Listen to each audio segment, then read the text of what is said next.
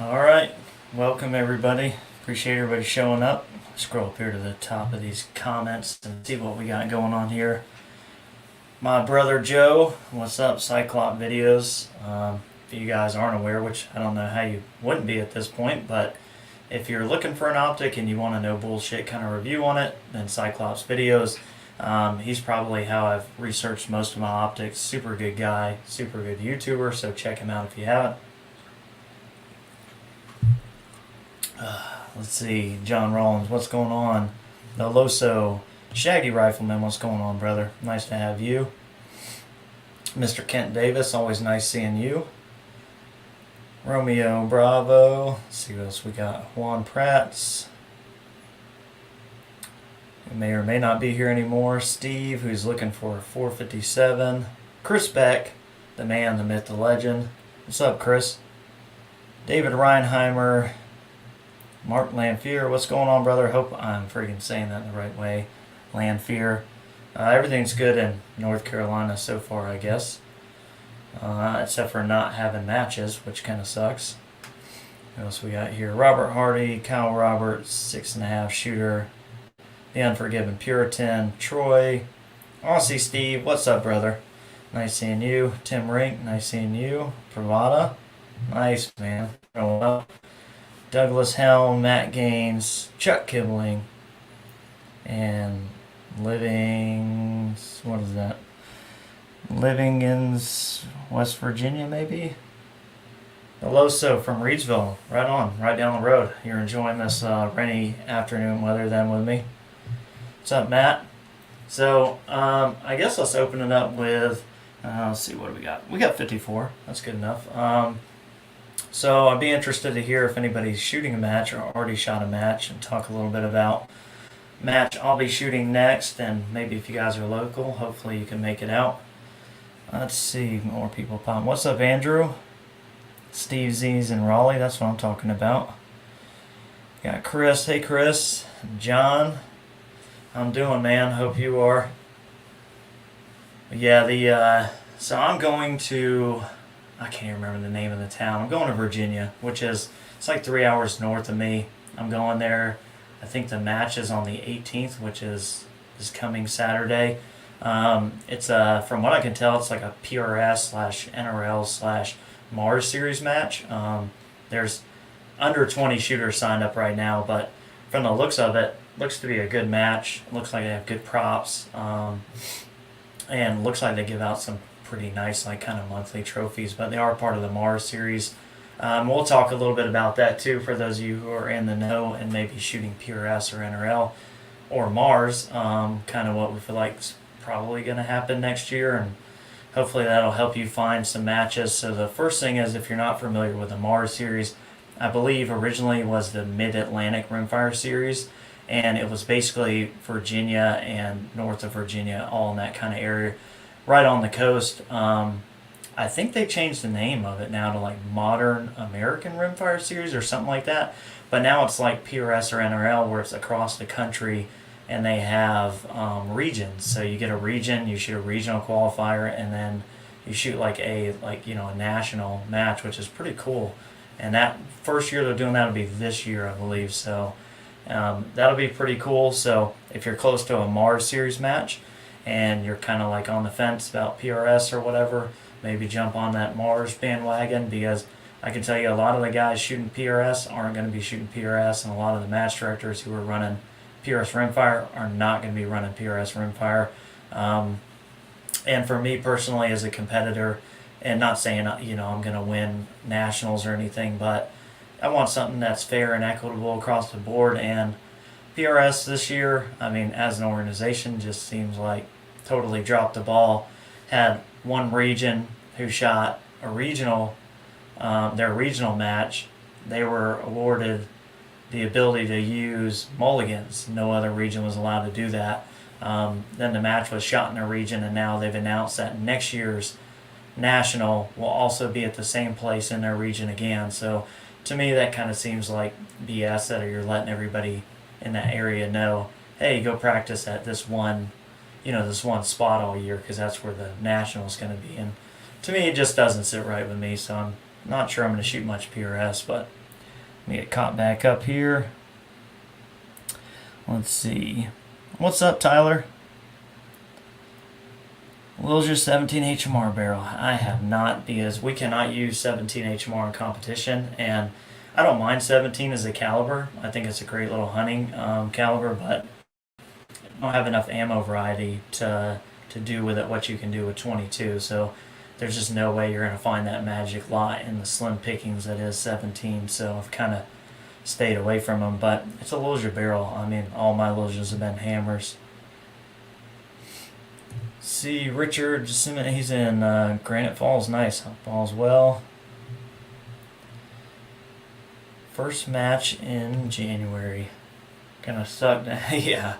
Well, depending on where you are. So where are you located, Kyle? Because, yeah, the weather depending, it's going to suck. Chris Beck. So Chris Beck shot nationals. Did pretty well for himself. He's a really good shooter.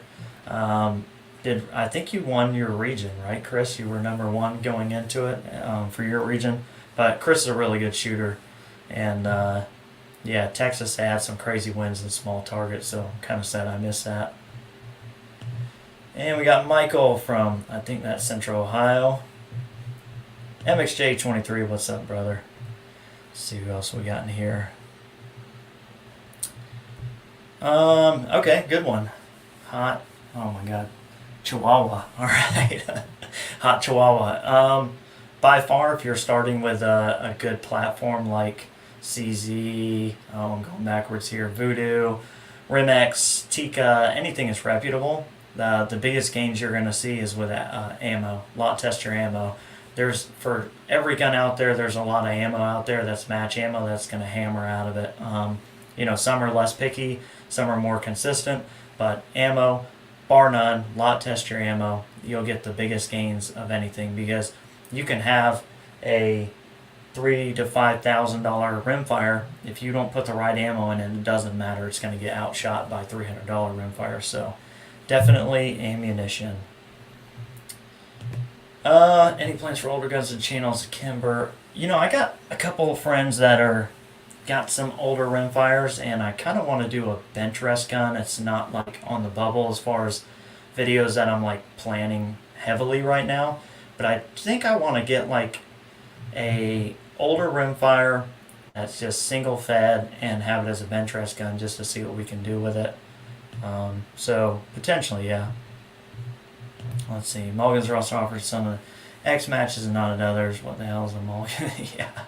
See, I don't mind if it's at like an NRL 22X match, because those points only count for who's there. So you're only going to gain, entry into the national competition for a 22X based on your finish there. It doesn't really compile.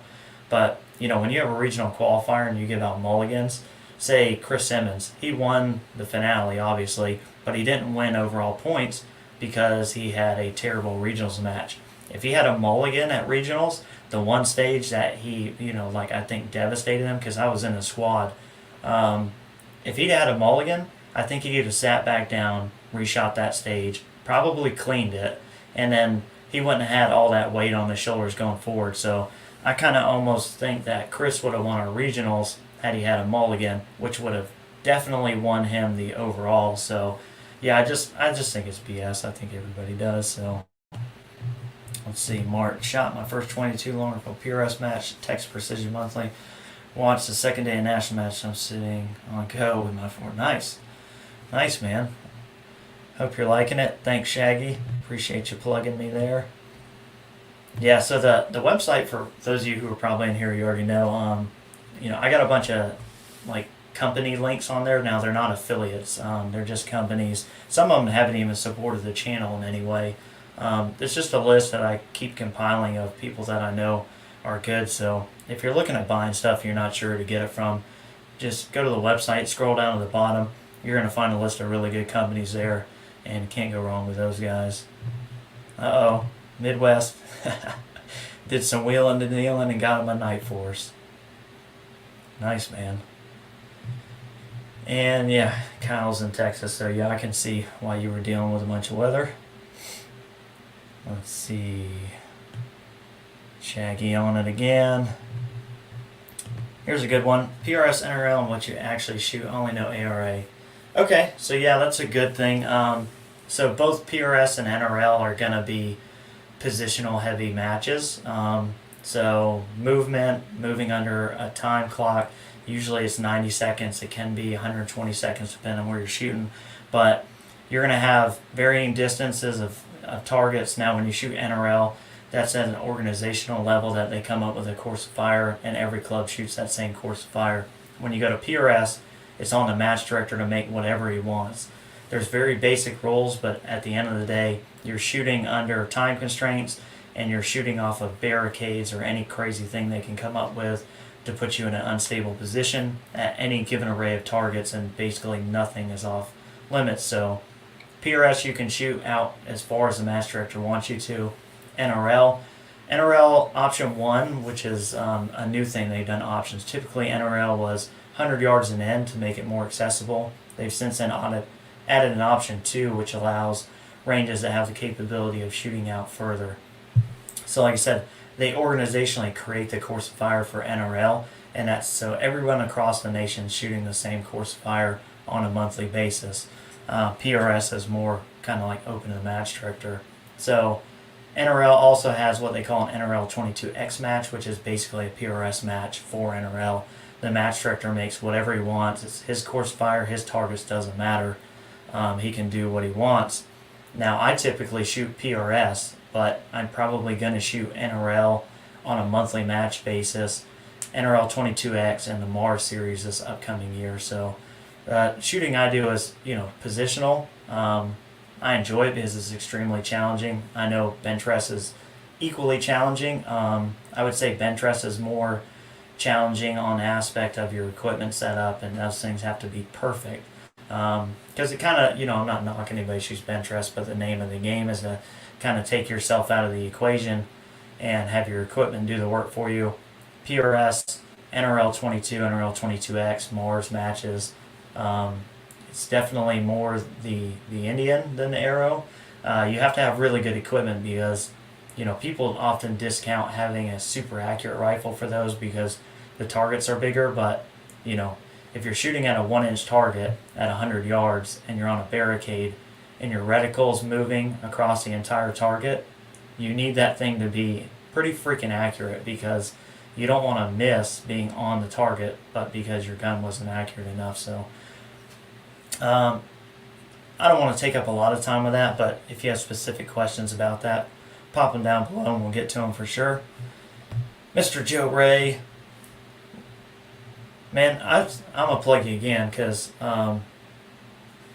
there's a lot of people who watch YouTube videos and things like that, and there's a lot of, I know personally, like Joe's a great guy. There's a lot of people that don't like Joe for whatever reason, The stuff he does in the videos to me is hilarious, but I don't care what other people think.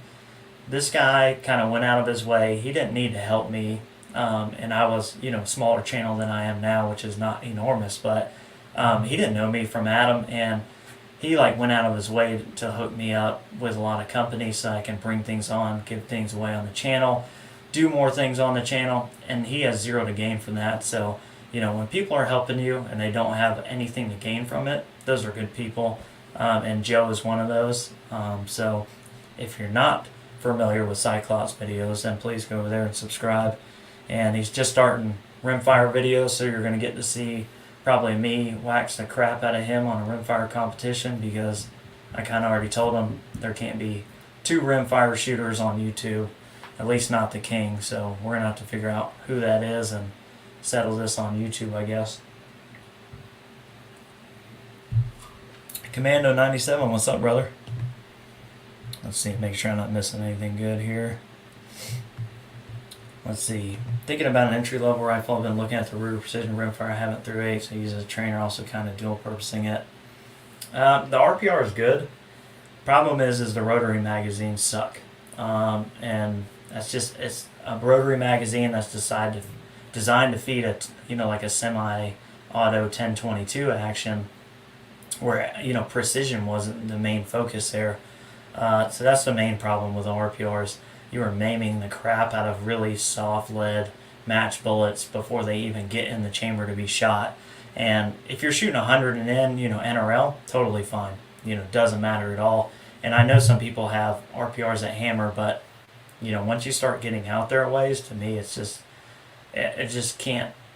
I don't know. To me, it just can't be as consistent as it needs to be with that. So I would steer clear of the RPR unless you're 100 and in, and then in your situation, it is going to be somewhat of a good trainer.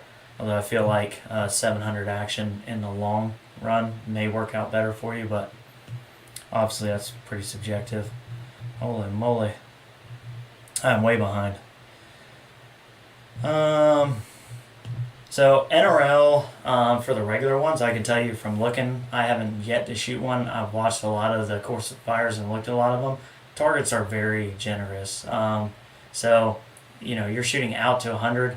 They typically, there's not like a set target size per distance. What they'll do is, if you're prone, if you're shooting at 100, there's going to be like a 2-inch target or something like that. 1.5 to 2-inch target. If you're on a barricade or a prop, they're going to make that target bigger. So, but from the stuff I've seen at NRL versus my local PRS matches, the targets are more generous in NRL than they are in PRS. But typically you're going to see at minimum 1 MOA, and that's very rare unless it's a very close target. And most times you're going to see 1 to 3 MOA, somewhere in there. Nice. And Steve freaking hammered them guys with a CZ. Have you been listening? Steve, you cannot beat Voodoo and Rimex guys with a CZ. So I don't know why you got to get on here and lie about winning with your CZ like that. Obviously, heavy sarcasm there. Looking to get an Arca rail, my rifle, would you recommend getting a mono allow the addition of weights? Honestly, just get the weighted Arca rail from Area 419 and be done with it. You can take the weights out of it if you don't need them, but then if you want to balance the rifle, I have one. And let's see if I can not get booted. I'm not touching a gun, YouTube. Oh, holy crap. Still not touching a gun. So this is the Area 419 weighted version, and it's freaking hefty. And now obviously you can slide this up and down, but it does have one side that is double weighted. So that would, if you need more balance up front or you need more weight in the rear, this thing works pretty good for that. Let's see. Yes, I think it can help in cases. Every case, no. I tell you, I shot some SK, Standard Plus that hammered out of a 16-inch CZ barrel. I put the tuner on, and I did every setting on the tuner, and the best setting I could come back to was what I shot without the tuner. So I know it works in a lot of cases, just not in every case. What's your opinion on a barrel? Oh, okay. So yeah, same barrel tuner. See, iron sights, bro. I'd be happy to appear on the show and show off a bit. You can't be coming on the show beating me up with iron sights. Are you crazy? I had a reputation. I have never shot the Christians Arms. I'm not a huge fan of them, although I know they have kind of a cult following. I haven't found anything that I needed that wasn't already taken care of. And holy crap, I'm sitting here rambling. Looks like our special guest has made it. Let me message him real quick and be rude, sorry. Because I don't see a camera feed for him. So he's there. He just doesn't have a camera feed. Let's see. Let me message him. Sorry about that. Let's see. I have a Tika I wanted to move up but can't spend Voodoo money. What would you recommend? Honestly, there's nothing wrong with a Tika. I don't know. I mean, I guess I need more info. Is there something your Tika is not doing, or are you wanting? I mean, I can tell you the easy answer. If you want to move 700 short action footprint, Bergara. That's the easiest answer. If you want that trainer kind of platform, Bergara hands down for the money. If you're just wanting to improve on something, I would ask first if have you lot tested it, and if you haven't lot tested, then do that first. Let's see. There's 20 research going as far as bullet shape. Yes. As Mike Bush and those guys continue to push stuff, a lot of the companies are very slowly reacting to faster twist barrels and doing things. Now, a lot of stuff has kind of been beaten to death.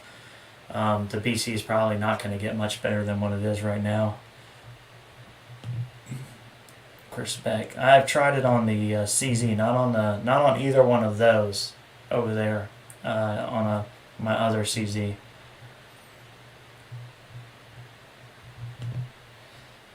See anything change stream color? Hard to see currently thinking lime green. Brother, look, you ask, I freaking make it happen.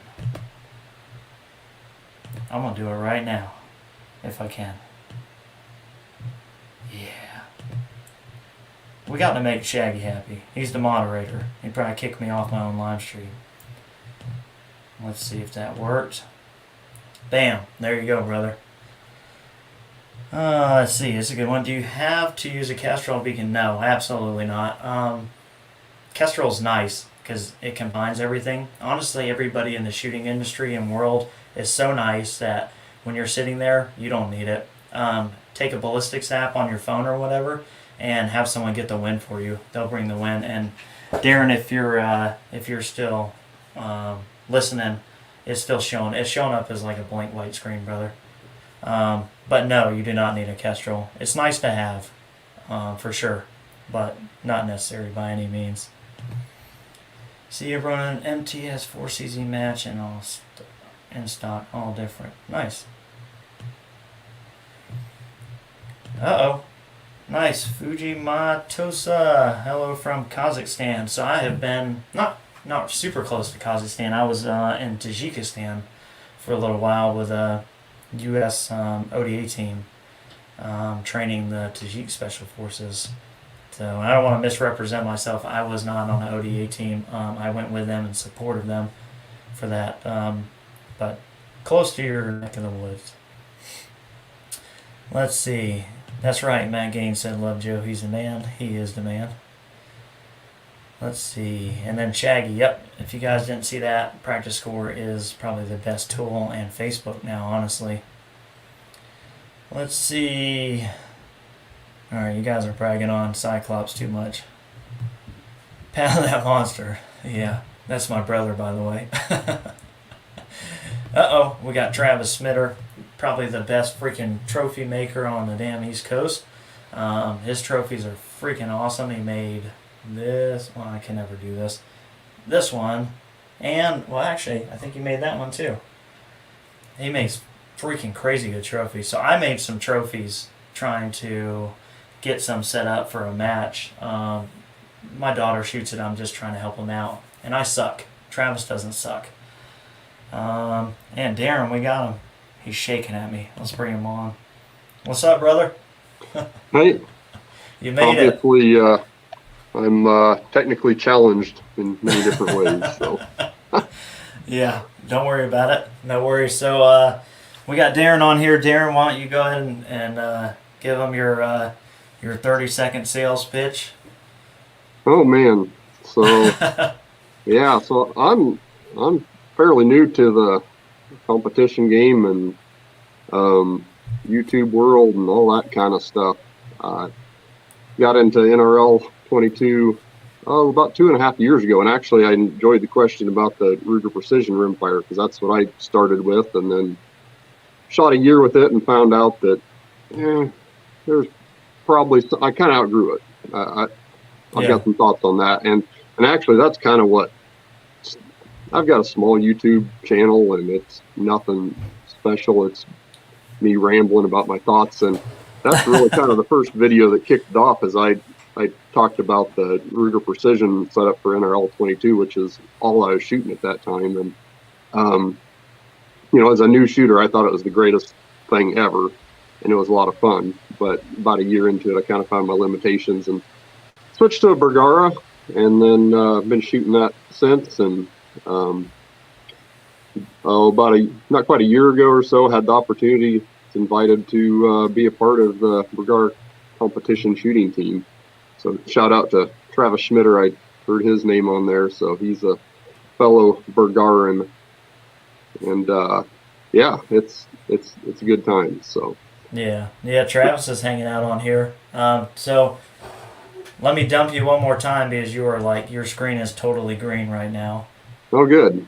Oh no, it's back. It's back now. Oh, there we go. I don't know what you did. You got to hold your antennas out there just right.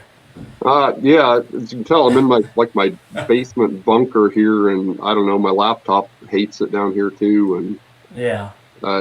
you know, it is. Yeah, it happens. But for those of you who haven't, I'm sure you, if not, you haven't checked his, if you haven't checked his YouTube out, check that out. And I'd say, I mean, honestly, I've seen your videos, and you're in a very niche market. Obviously, most of us are, as far as your YouTube and stuff. And then once you go to the competition side of, Rimfire, you get even smaller. But you have like a storytelling like vibe to you, and I think in the next like year or something like that, you're gonna catch a huge upmarket swing on your channel, and I think things just haven't all come together and clicked for you yet. But because you are like I get lost in stories, and I like just ramble about stupid stuff and come back, and I'm not as constructive, but you have a very good like knack and a good voice for storytelling. I think you'll hit your stride here pretty soon, and that'll ramp up for you. But yeah, he said he shoots for Bergara and Athlon, which is I think a team deal, right? Like the whole team, including Travis and those guys. Yeah, it's not everybody. A majority of us are both. We weren't forced into anything. Athlon approached us as, hey, if you're interested in this, we'd love to have you. So Gotcha. we've got some that do have other optics, and everybody's fine with that. So Yeah, and those guys are good. I mean, the Bergara guys are super awesome. Athlon guys are super awesome. I think most of you probably know. So I bought like every Athlon I have, but I have one coming up, and I'm not going to tell you quite yet what the build is, but I work with Athlon on the channel.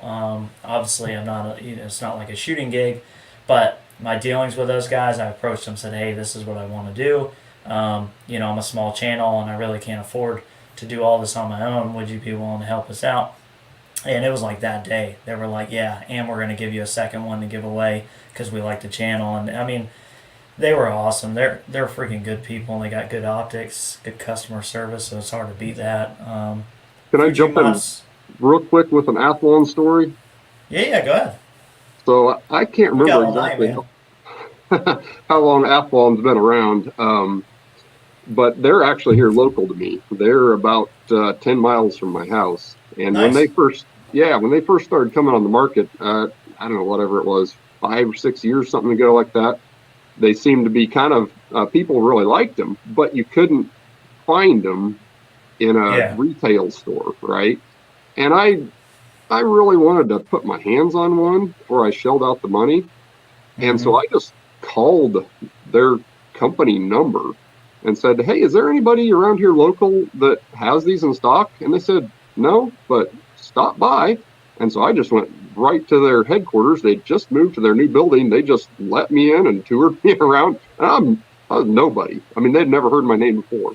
And nice. They're good folks. So Yeah, they are. And I don't want to I don't want to give away all the industry secrets, or something like that, or belittle any companies or whatever. But, when modern day scope companies, when you're buying an optic, they're all going to come with a lifetime warranty. Like that's everybody. That's standard now. So it used to be, people would like Vortex because they had the warranty. And everybody has that now. And once you get into like a certain price range optic, that dictate where that optic's coming from. Like this Cronus right here, which is an Athlon, obviously, that scope comes from the same place as a Razor does. And what you're paying for, ultimately, the end, is how much markup do you want to pay, and what kind of customer support do you want. So there's people who battle like, the Razor's better than the Cronus. Like they literally come from the same freaking place. They're Japanese scope. They got the same glass. They throw their own erectors, assembly stuff on there. They do that. There's some in-house assembly and things they customize, but the core of the optic is the same. So I never understood why people wanted to argue, about those. Because if you like Vortex, then buy it from Vortex. If that's the people you want to deal with when you have an issue, because eventually you're going to drop. Something happens, when you're buying and thrashing scopes. But just buy the scope from the company you want to deal with, because there's no real, but all those companies, Athlon, Tract, they all make, Vortex, they all make great scopes. And, you got a warranty. But Athlon have been super good to me, and those guys are just super responsive. But I try not to plug them too much. Have we talked about how much we like Athlon yet? I started pursuing not other, but I'm very selective about companies when I pursue them to work with the channel. But I have talked to Tract Optics, and I'm getting a scope from Tract because the price point is similar. It has some features that I really think set it apart. But those guys, it's just like Athlon. It's like you can call up Athlon, you get someone on the phone, they want to make it right. Tract, if you message on their website, you're literally talking to the owners of the company. Now, they're a little bit different marketing wise, but I did that because I really like, Athlon, obviously, and I didn't want people to think I'm only recommending Athlon because I have no experience with other stuff. So I'll bring a couple more optics on the channel and compare. But I know from other people, it's hard to beat the freaking Cronus. I mean, there's like no way I would trade my Cronus for a Razor or anything, because it's the same, image quality, and it's cheaper. So I mean, why would you not want to spend less money for the same scope? I don't get it, but well, and I've kind of noticed for the Rimfire game, at least with the primary level I'm at, I deal with a lot of people brand new to competition. I mean, they've shot before, and it's pretty intimidating to them to say, oh, well, you want to look at a Night Force or a whatever. And they look at that and they see, a lot of zeros behind that price tag. And that's fine if that's the level you're at. But it's really hard to get new people interested when you're looking at that kind of investment right off the bat. Not saying it's not worth it. Absolutely is. But you get into some of the lines like Athlon and some of the other ones, they have something for everybody, and a lot of times you go pick it up and you have it that same day, and you're fine with it. You may outgrow it, that's fine, but it'll get you going. Yeah, you can literally buy Athlon on Amazon, which is like the best combination ever, because Amazon is so easy to return if you don't like it. You may pick it up. That's what I tell you. If you don't know if you're going to like a scope, it's a lot of money, buy it on Amazon. If you don't like the scope and you don't like the reticle, you literally just return it and say you didn't like it. Like, nothing wrong with it, I just didn't like it. Amazon's like super happy to take that back. I'll try and breeze through some of these. Chris Beck says, I will crush the NRL 22 course fires. He doesn't know me that well yet. I'll screw it up. But I appreciate that. I saw somebody, maybe I don't want to skip over that one. Same commenter, but different comment. He was saying he has several top 10 nationally ranked. Oh, there it is. Let me show the right. There we go. ARA shooters, and they all shoot CZs. He's responding to I got really beat up by the Voodoo guys by saying the CZ could shoot with a Voodoo, given the right setup, and those guys were very adamant that you never see a CZ at a serious competition, and they're talking like bench rest or F class. Though I didn't have any experience in either one of those, so I kind of just let them have that. Let's see. Have you seen a shot or Steyr rimfire? I have not. Have you, Darren? No. I don't think I've ever touched anything Steyr except maybe a couple old pistols. That's not. It'd be. Okay, that's Cyclops. I don't even know where I'd buy a Steyr around me. This is hilarious. Yeah, me either. I think Steyr's probably they probably wouldn't sell me a Steyr. I come in with like holes in my jean, and they just put the Steyrs back behind the counter, and they just like, you can't have that. Shaggy, I think I'm really far behind. Holy crap! Yeah, I think we were way behind. Oh my goodness, yep. All right, let me try and breeze through real quick.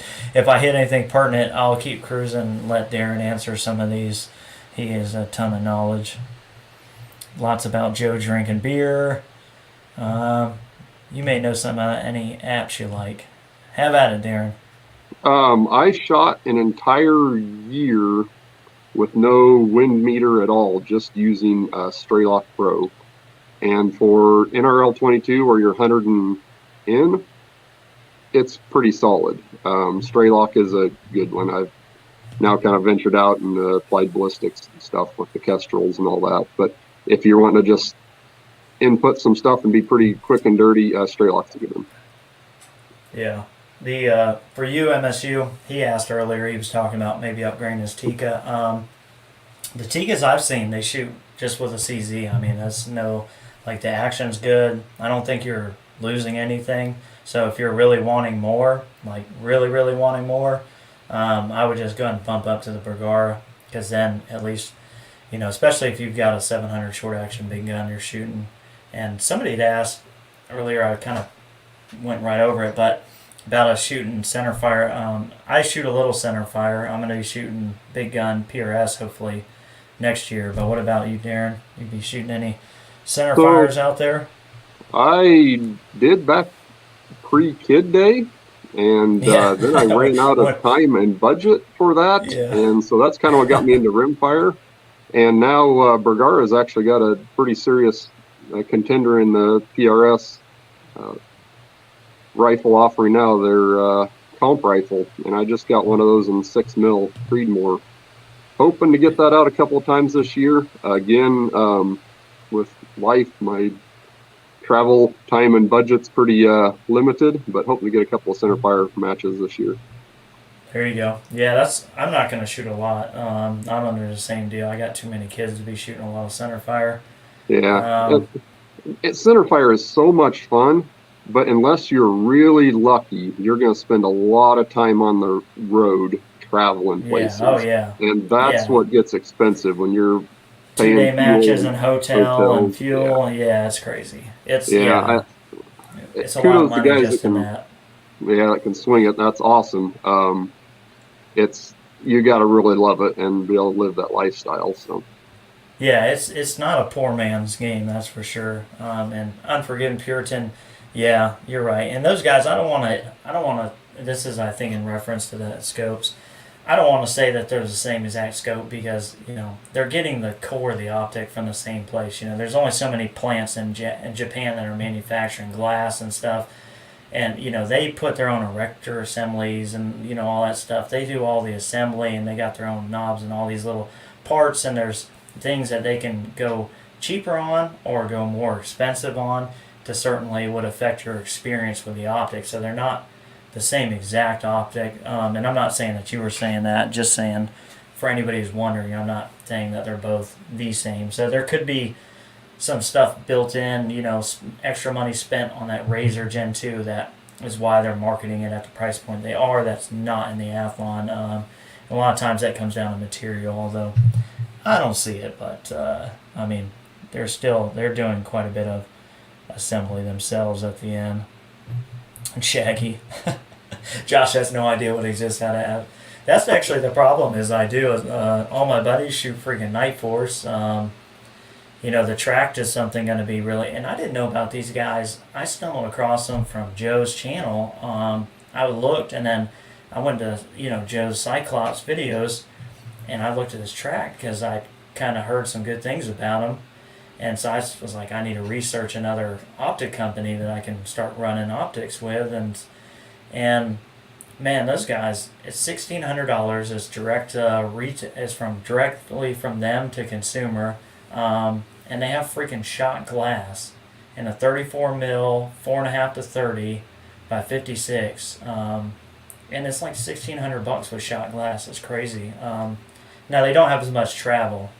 So I did ask them about that because like I said, when I messaged them on their website, the owner is the one who replied. Like he's on like their instant messenger thing on their website, which is freaking crazy. But they're very focused on like durability and which I think all those guys are. But that's actually, I had asked him, like, why is it 2 mils less internal travel than kind of the other guy's 34?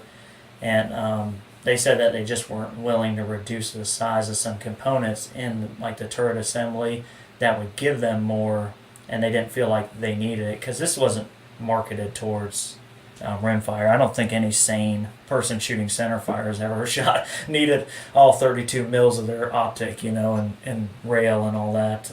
But yeah, so those guys are cool. We'll see. I mean, it's hard to beat Athlon. They've treated me freaking awesome, and they're just a good scope. I have so many of their scopes, and I never have a single issue. Actually, where is it? You probably can't tell. There's a. Let me grab it.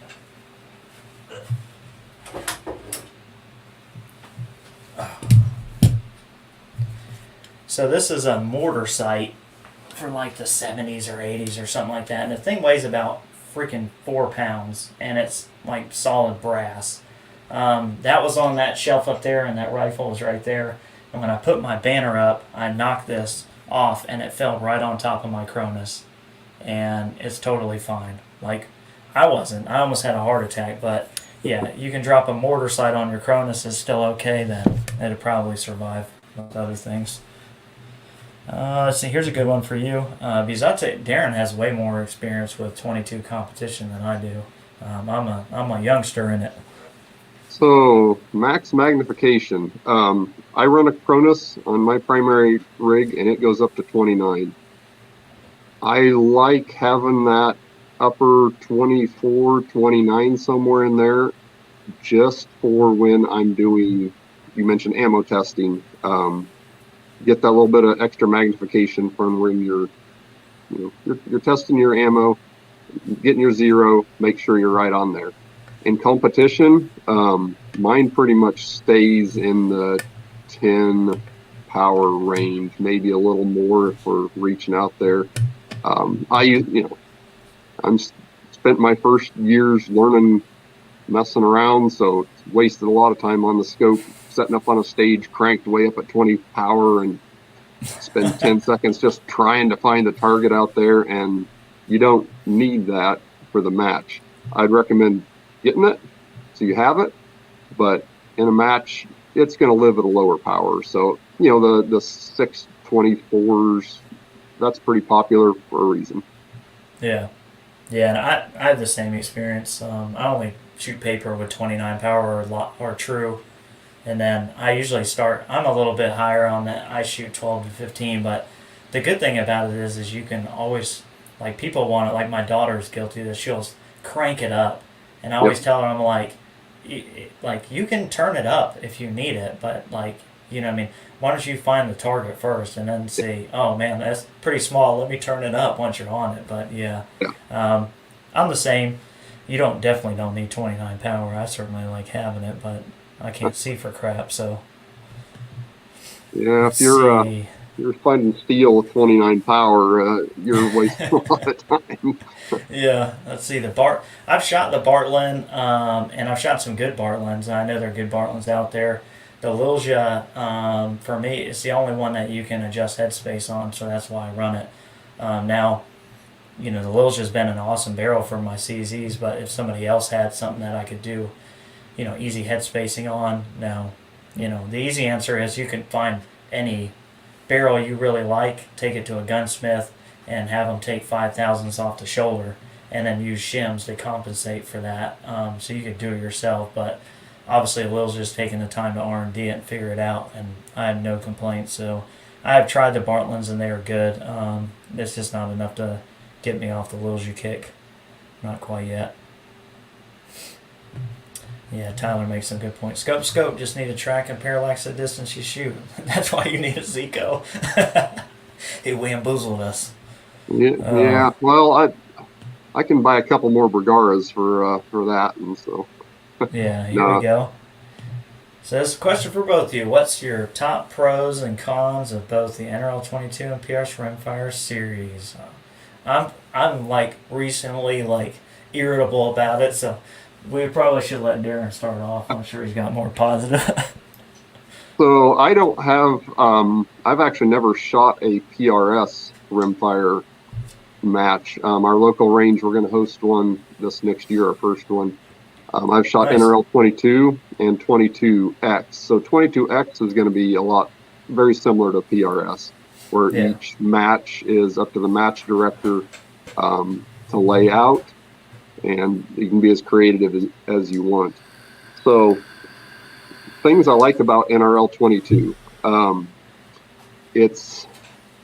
So backing up a minute, the NRL 22 monthly course of fires are published all across the country. So everybody is shooting at least 5 stages the same across the country. Your match directors can add bonuses as they see fit and get creative there. That's cool. The standard stages are generally, so you could, as long as you have a 100-yard range, you can run them anywhere. If you had a 100-yard indoor range, you could shoot an NRL 22 match. Not a lot of those, but some places do. You could have that. So equipment-wise, for setting up a match, it's pretty easy. The stages, there can be occasionally a difficult one, but if you're a new person looking to get into the sport, NRL 22 is a pretty good way to do it, because you can kind of study up and you know what to expect. It's a good way to get into it. That said, as you shoot those multiple years, you do start to feel kind of the lack of creativity unless you have good local match directors that are challenging you with bonus stages. I do like the NRL 22. It's great to get new people in there. It really a lot depends on your local match directors and how much fun they can make it. 22X, again, all on the match directors. They can make it as crazy as they want. They can be super creative. We got some real good ones here in the Midwest. Ben and Travis out kind of your direction. Yeah. They put on some really cool X matches. You've seen the Machete Yeti and the Sweaty Yeti and all those good ones. Those are awesome, but there's fewer of those. So again, you're kind of into the travel situation for a lot of times. I have maybe one NRL 22. I'm in Kansas City area. One 22X match within 2 or 3 hours of me, and the rest are going to be more than that. So really, I only have one that's a day trip. The rest are going to be long weekend trips. Yeah. I would go back to saying, though, it's really your local match directors that make or break what it's going to be. Yeah, definitely. That'd probably be I haven't shot at NRL 22 yet, just kind of knowing the organization. Top pro for NRL 22 would be that everybody shoots the same course of fire, much like in USPSA, where you can shoot it all remotely, but everybody's based off the same performance, which is nice. Top con of NRL 22, the fact that they limit match directors to 2 22X matches a year, I think is horse crap, because I think for exactly what Darren says, there's very few spread across the country. So if you're lucky to be close to one, you're only going to happen twice a year. So I wish they would open that up to let them run at least 4 or 5. I mean, I'm not sure. I'm sure they have their reasons, but that'd be my top pros and cons for that. PRS top pros. The matches and the match directors it's like having NRL 22X matches everywhere. Top con, the organization of PRS sucks. So, for aforementioned reasons, like this year has just been a freaking cluster. Honestly, I know a lot of the match directors are they're just kind of fed up. They don't do a lot for the match directors. It's just kind of gimme. And I said they can't seem to enforce their own rules. We had one regional event where they're doing something no other region was doing. Then at nationals, 2 weeks prior to nationals, they have a train-up match at the national site, which is another freaking crock of crap. That shouldn't be allowed. And then they announce the next location of it before the year even starts. And I don't know, to me, they just organizationally don't have their crap together. But those would be mine. Let's see, we got something out of Cronus. Sold my Cronus, bought a Gen 2 Razor shot at once, and sold it, got a Cronus. Cronus was better for me, at least at spotting my impacts on steel at long range.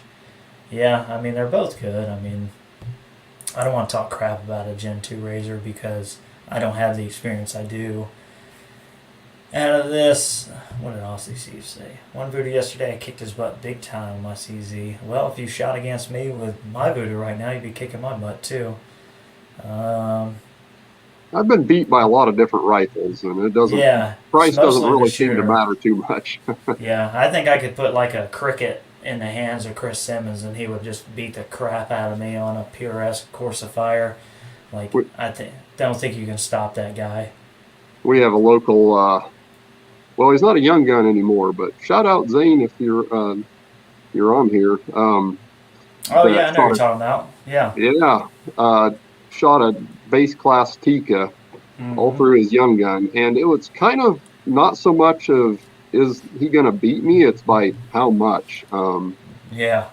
He put in the practice and kicked butt and won NRL 22 Nationals, the young guns, and finished 7th overall at the Nationals with a base class Tika. So it's, the rifle's part of the equation, but it's the guy pulling the trigger and putting in the time. So anyway. Yeah. Yep. And for heavy D, with your T1X, if it shoots as good as you need it to shoot, and you just want something more substantial, just put it in a chassis. The Tikas and the CZs, they're all. There's a crappy one out there, and there's a bunch of really good ones, and one really a couple really good ones, and I mean I'd hate to be the one to say yeah I get a CZ, and then your Tika you had the freaking the one up here, and then you got a CZ down here, and you're not really gaining anything. So if you like the Tika, I would just stick with that. And Tree Feller, if he wasn't in Australia, I'd send him hate mail, but I'd have to pay too much postage. What's the secret to a real man's beard? Josh needs help. His fell off. Yeah. Well, I lost everything up there. So I'm working on that part too.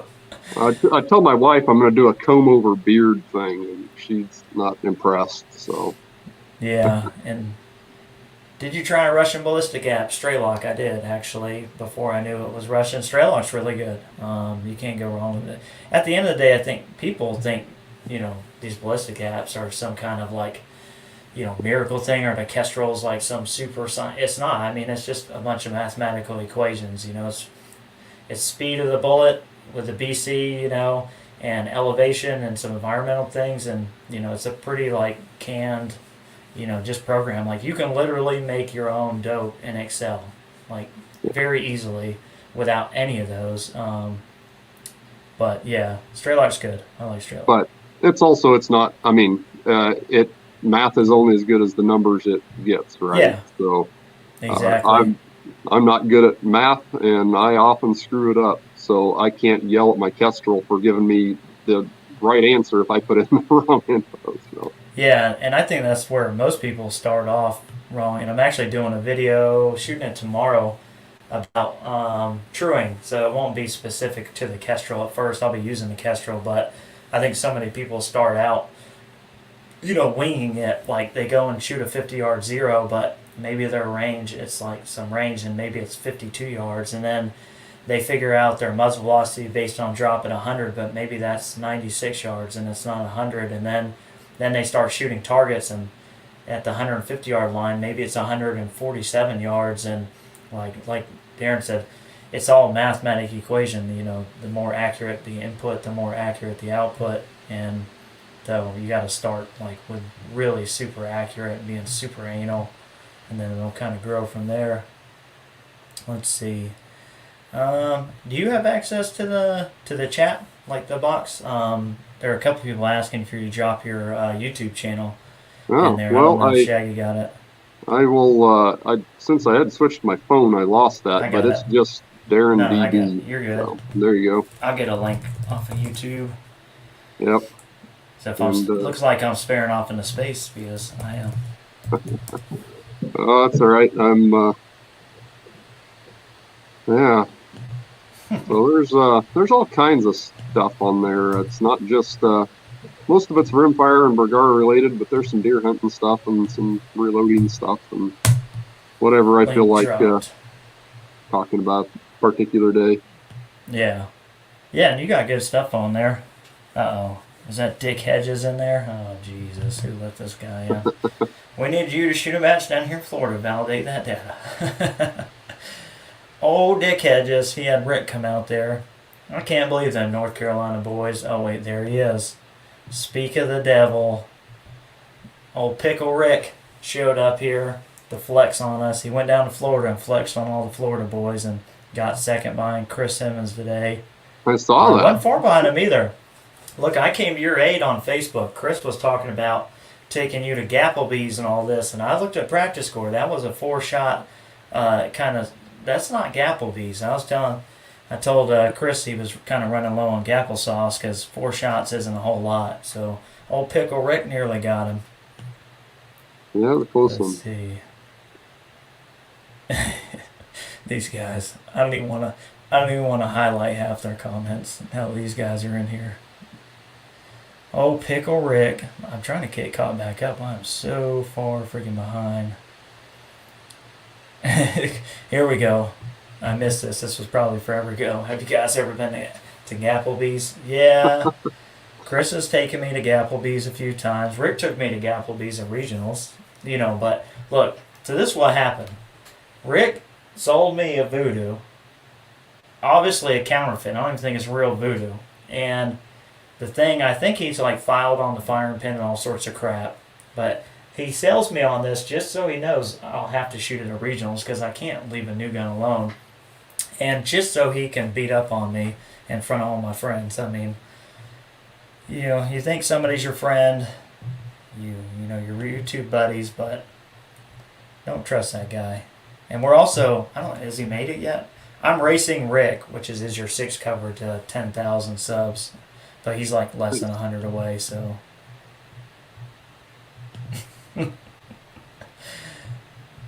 Look, Rick, the comments were good until you showed up. So I'm not sure what happened. Let's see.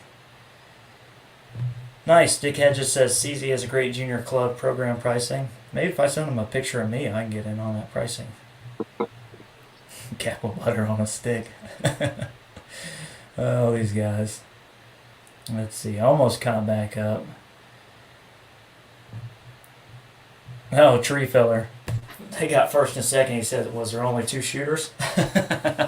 Yeah, I've been there before. You take what you can. Yeah. Well, even if there was only 2 shooters, Chris still won. I guess that's all that matters.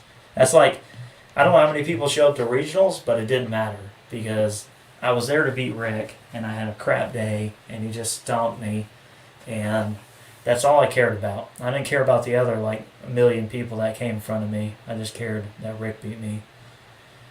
Yeah. It's kind of like getting, beat down in front of your girlfriend by an old man that you're messing with. He doesn't look strong, but he's got old man strength. That's how Rick is. He looks very unassuming, but inside of that figure, he's got a pro shooter in there somewhere. And every now and again, he lets it come out and almost beats Chris with it, but doesn't. So it's interesting you kind of brought the getting beat down thing up. I'm not a terribly competitive person by nature, which is interesting that I'm kind of in the competitive shooting world. But sometimes it's a real struggle when you boil a stage to get that shut out before you move to the next one. That's something I've really had to work on the last couple of years. Every once in a while you just have a bad stage, and the better you can do, just put that behind you because you can't do anything about it now. You got to move on. Yeah. If you can't, then the rest of your day is going to be kind of rough. So that's the hard one to run. I think I hadn't heard a guy who explained it one time very well that, we all have our level of performance of where we're at in our shooting or whatever, and that's going to kind of go up and down, and your kind of middle is your baseline of what you kind of expect, and then you peak every now and again and outperform yourself, but, it's a lot of us shoot that peak, and we're like, man, I freaking won. Now I got to win everything, But in reality, maybe you're not there yet, and I'm super competitive. There's nothing I hate worse than to lose.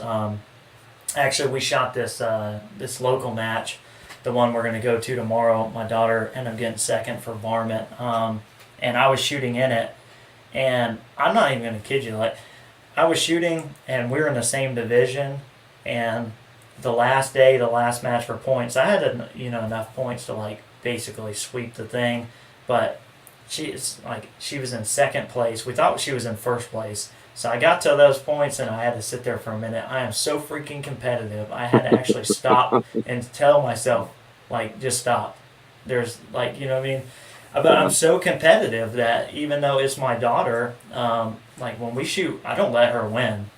We shot today for practice and she beat me, and like I don't want her to beat me, but it's just I'm too competitive, and it can be bad because I can get in my own head, and once it's a landslide for me, and it just gets crazy bad all of a sudden. Yeah. Let's see, what do they say? You need more unicorn hair, Darren. Oh man, I don't know who that is, but I must know them. 'Cause, Tree, he's an Australian guy. I don't know if there you Tree go. Feller. You have to let me know. I don't know if he's talking about. We have a unicorn mask on the channel. Sometimes we shoot against each other, and I don't know if he's talking about that. So our October match here locally was kind of our Halloween / year-end match, and I wore a purple and pink unicorn wig the entire match. Oh yeah, that's right. And so you can see that in one of my videos. I don't recommend that if you're actually planning on being competitive, because the long hair is really nasty, and I actually scratched the crap out of one of my eyeballs with the stuff. So, Oh, that's not good. but it made for some fun pictures. So a good time. Yeah. And yes, Unforgiven. Rick did curb stomp me. He just flat out beat me. I can't make any excuses. I brought the rifle that I wanted to bring with the ammo that I wanted to bring and got beat. So it's sometimes piss poor planning also is a part of it. This is funny. I dunk on my 15-year-old then talk trash. Yeah, that's kind of me. But I don't think kids, if you let kids win, they don't learn anything. Which I've been super proud of her. I think in her division, the varmint, there's like 30 something, at least 30 something adults with and these guys don't have like crap. Some of them got Voodoos, Rimexes, Bergaras, CZs, and she's shooting that CZ and she stumped, How old's your daughter? 99% of them. She's 11. Okay. And it's a bench rest. It's not a bench rest typical match. It's like you got plates at 50, 100, 150. It's like a rack of steel, and it's falling steel. But she shoots up there, and half them guys that come out there don't even shoot in the 150-yard division because I don't know why. But same rifle rules, but they'll shoot the 100-yard. So it's nice having her out there. She loves to beat people and talk junk. So yeah, mine aren't quite there yet. They're a couple of years behind you, and you can keep them engaged for about 30 seconds before they're ready to go do something else. So yeah, a couple of years she's left. been pretty good about it. She I have to get her out of the house and outside, and then she's ready to shoot. And then once we start shooting and competing, she's in. But yeah, at the end of the day, she's an 11-year-old girl, and she's like total book kind of nerd deal. She loves reading books, and she'll just sit inside reading books all day if I let her. But it's been good. Nothing like shooting with your kids. Let's see, Tyler Worth. How's the reliability of that Voodoo? Man, it's actually been pretty good. My tripod's in the car because we're going out tomorrow morning. I kind of modified my mags, and I think most people know the Voodoo mods, things, but I actually beveled the inside of the feedlet where the bullet kind of comes out. I took a small file and beveled that, and it's been 100% for me. But I don't know. I never really had to do that crap with the Bergara, but I only shot the Bergara in the factory kind of form. Well, except for I threw that one barreled action with the Bergara in the MCS, and it was fine too. But serious questions, ladders. How the hell do you shoot them well?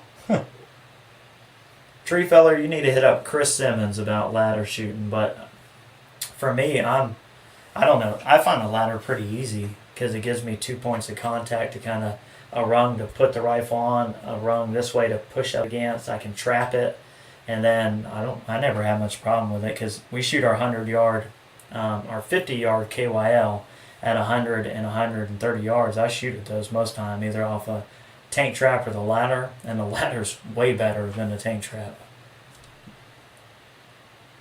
Yeah, and it's like any other barricade, right? The more you shoot off of it, the more you find out what works for you. Yeah.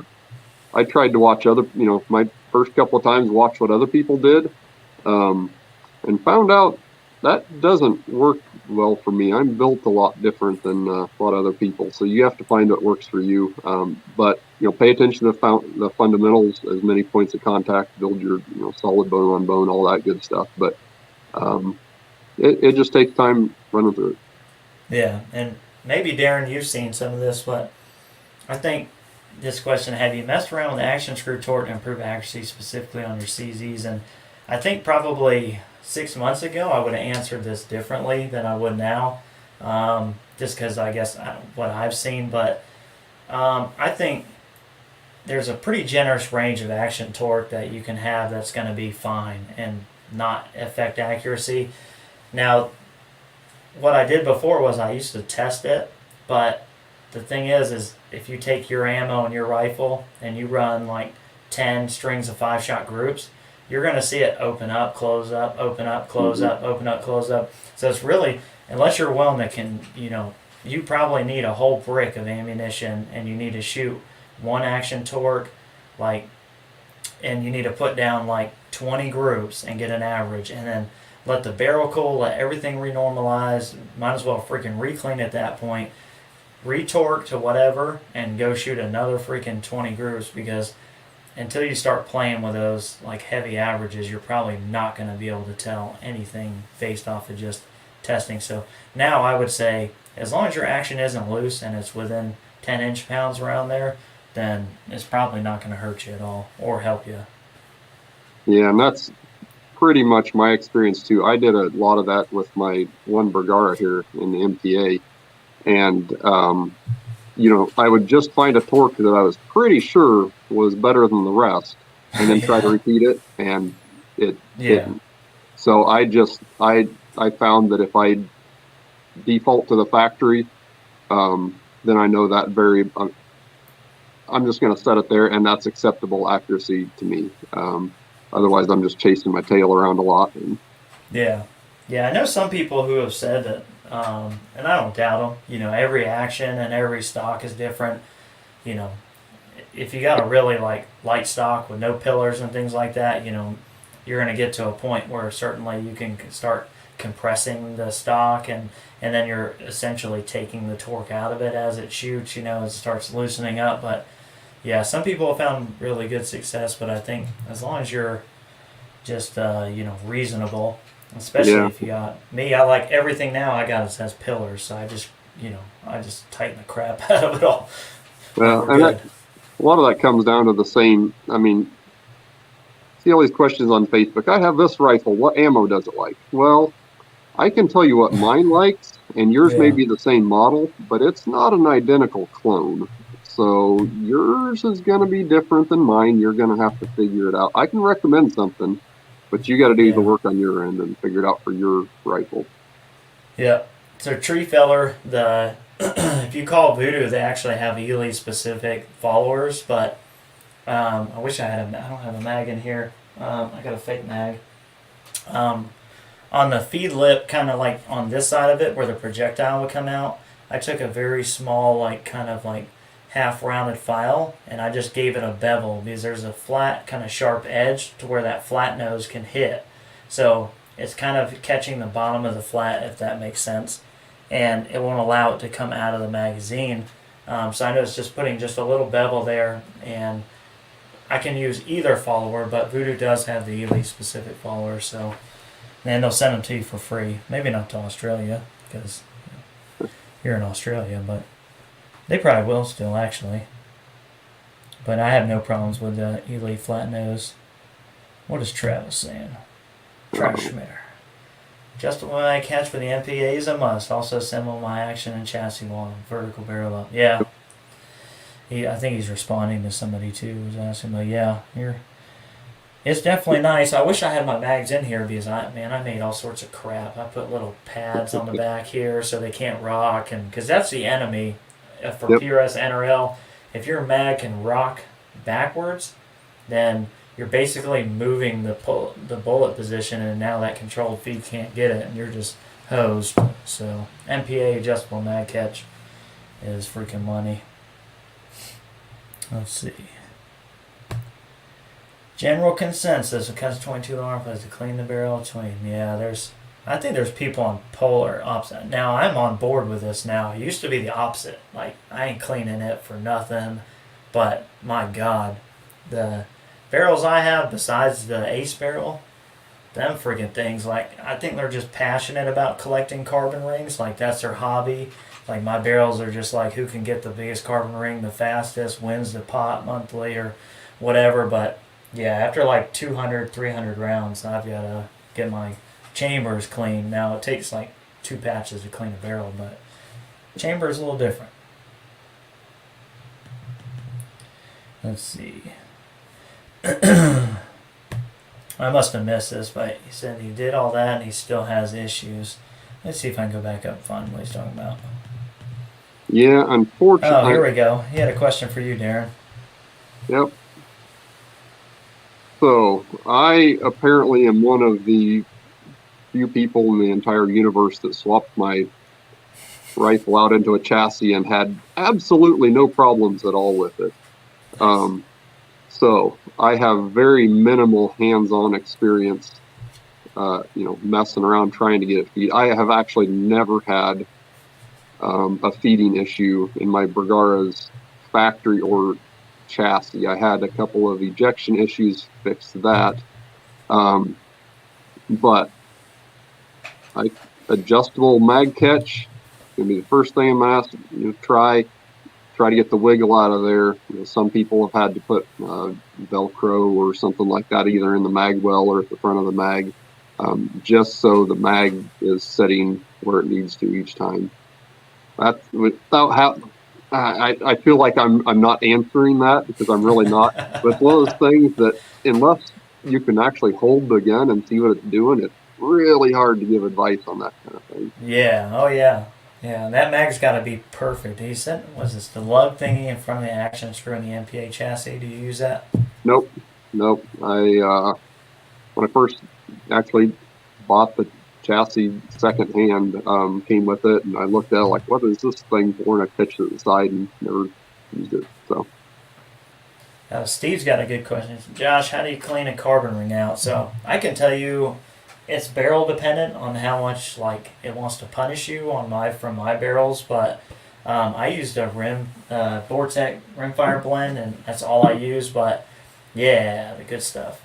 And there's 2 different ways to do it, and there's the PSA announcement that I would give out would be use a nylon brush and just focus on the chamber area once you scrub the barrel and just keep working it. Make sure that it stays lubricated with that rimfire blend and just keep working at it and it's going to come out. If I sit there and scrub for like a solid minute of just going really quickly in the chamber area, I'll bust it out of there.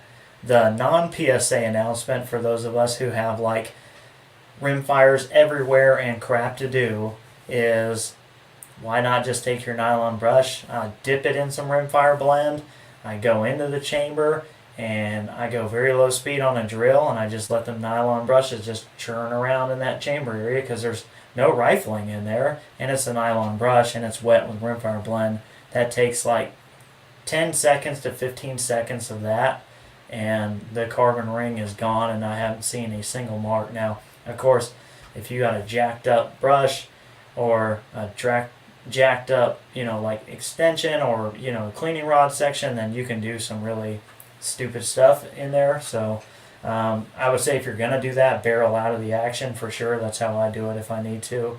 I don't know. It wouldn't be possible otherwise, probably, unless you had like a cleaning rod that long for that. But yeah, I would use a short section of cleaning rod with a brush and barrel out if you got that bad of a carbon ring. But once you stay on it, it's not bad.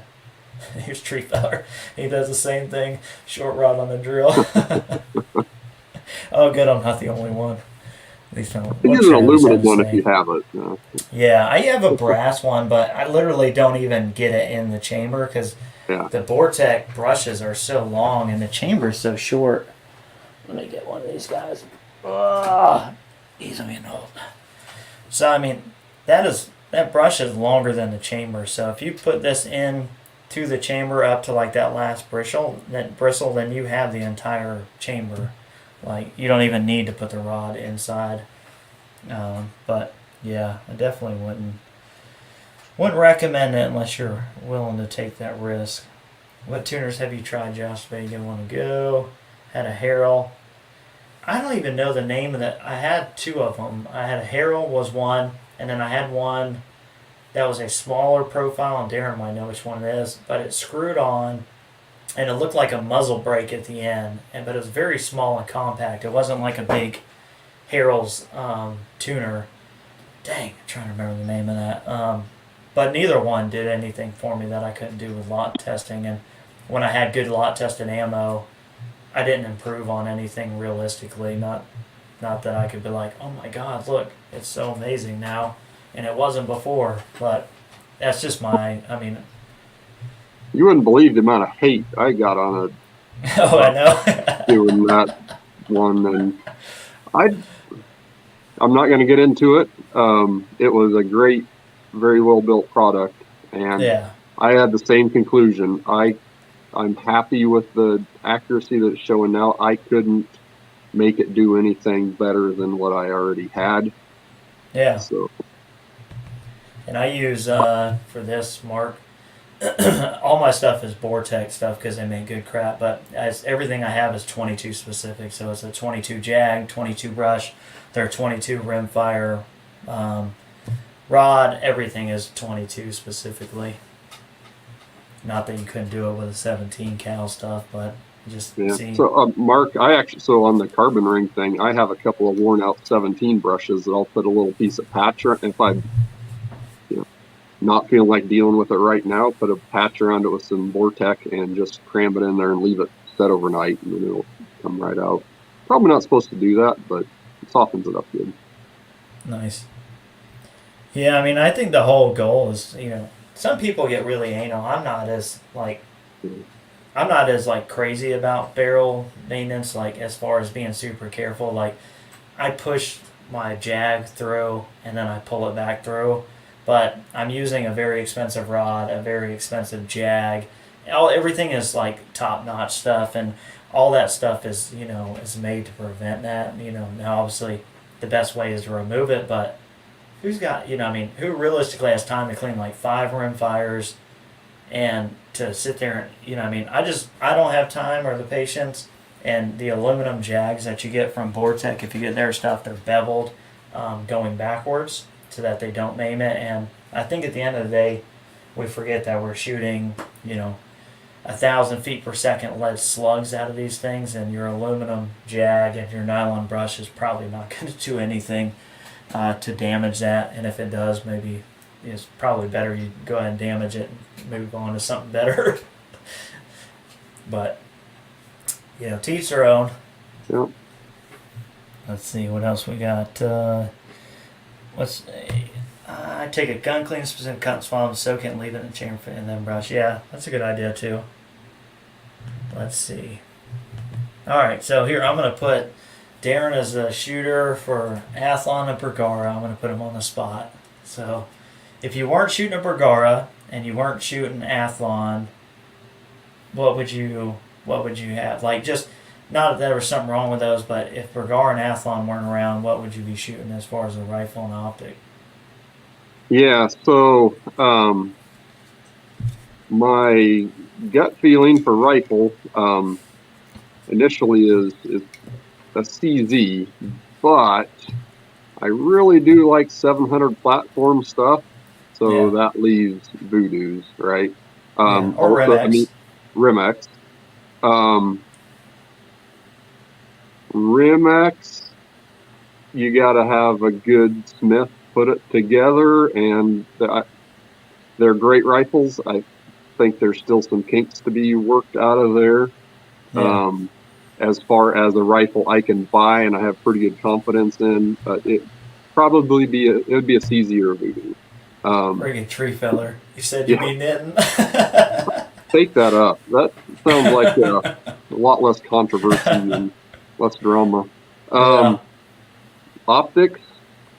Bushnell is local here to me, and Oh, okay. they've got some killer stuff. Yeah. Actually had a lot of Bushnell stuff in the past.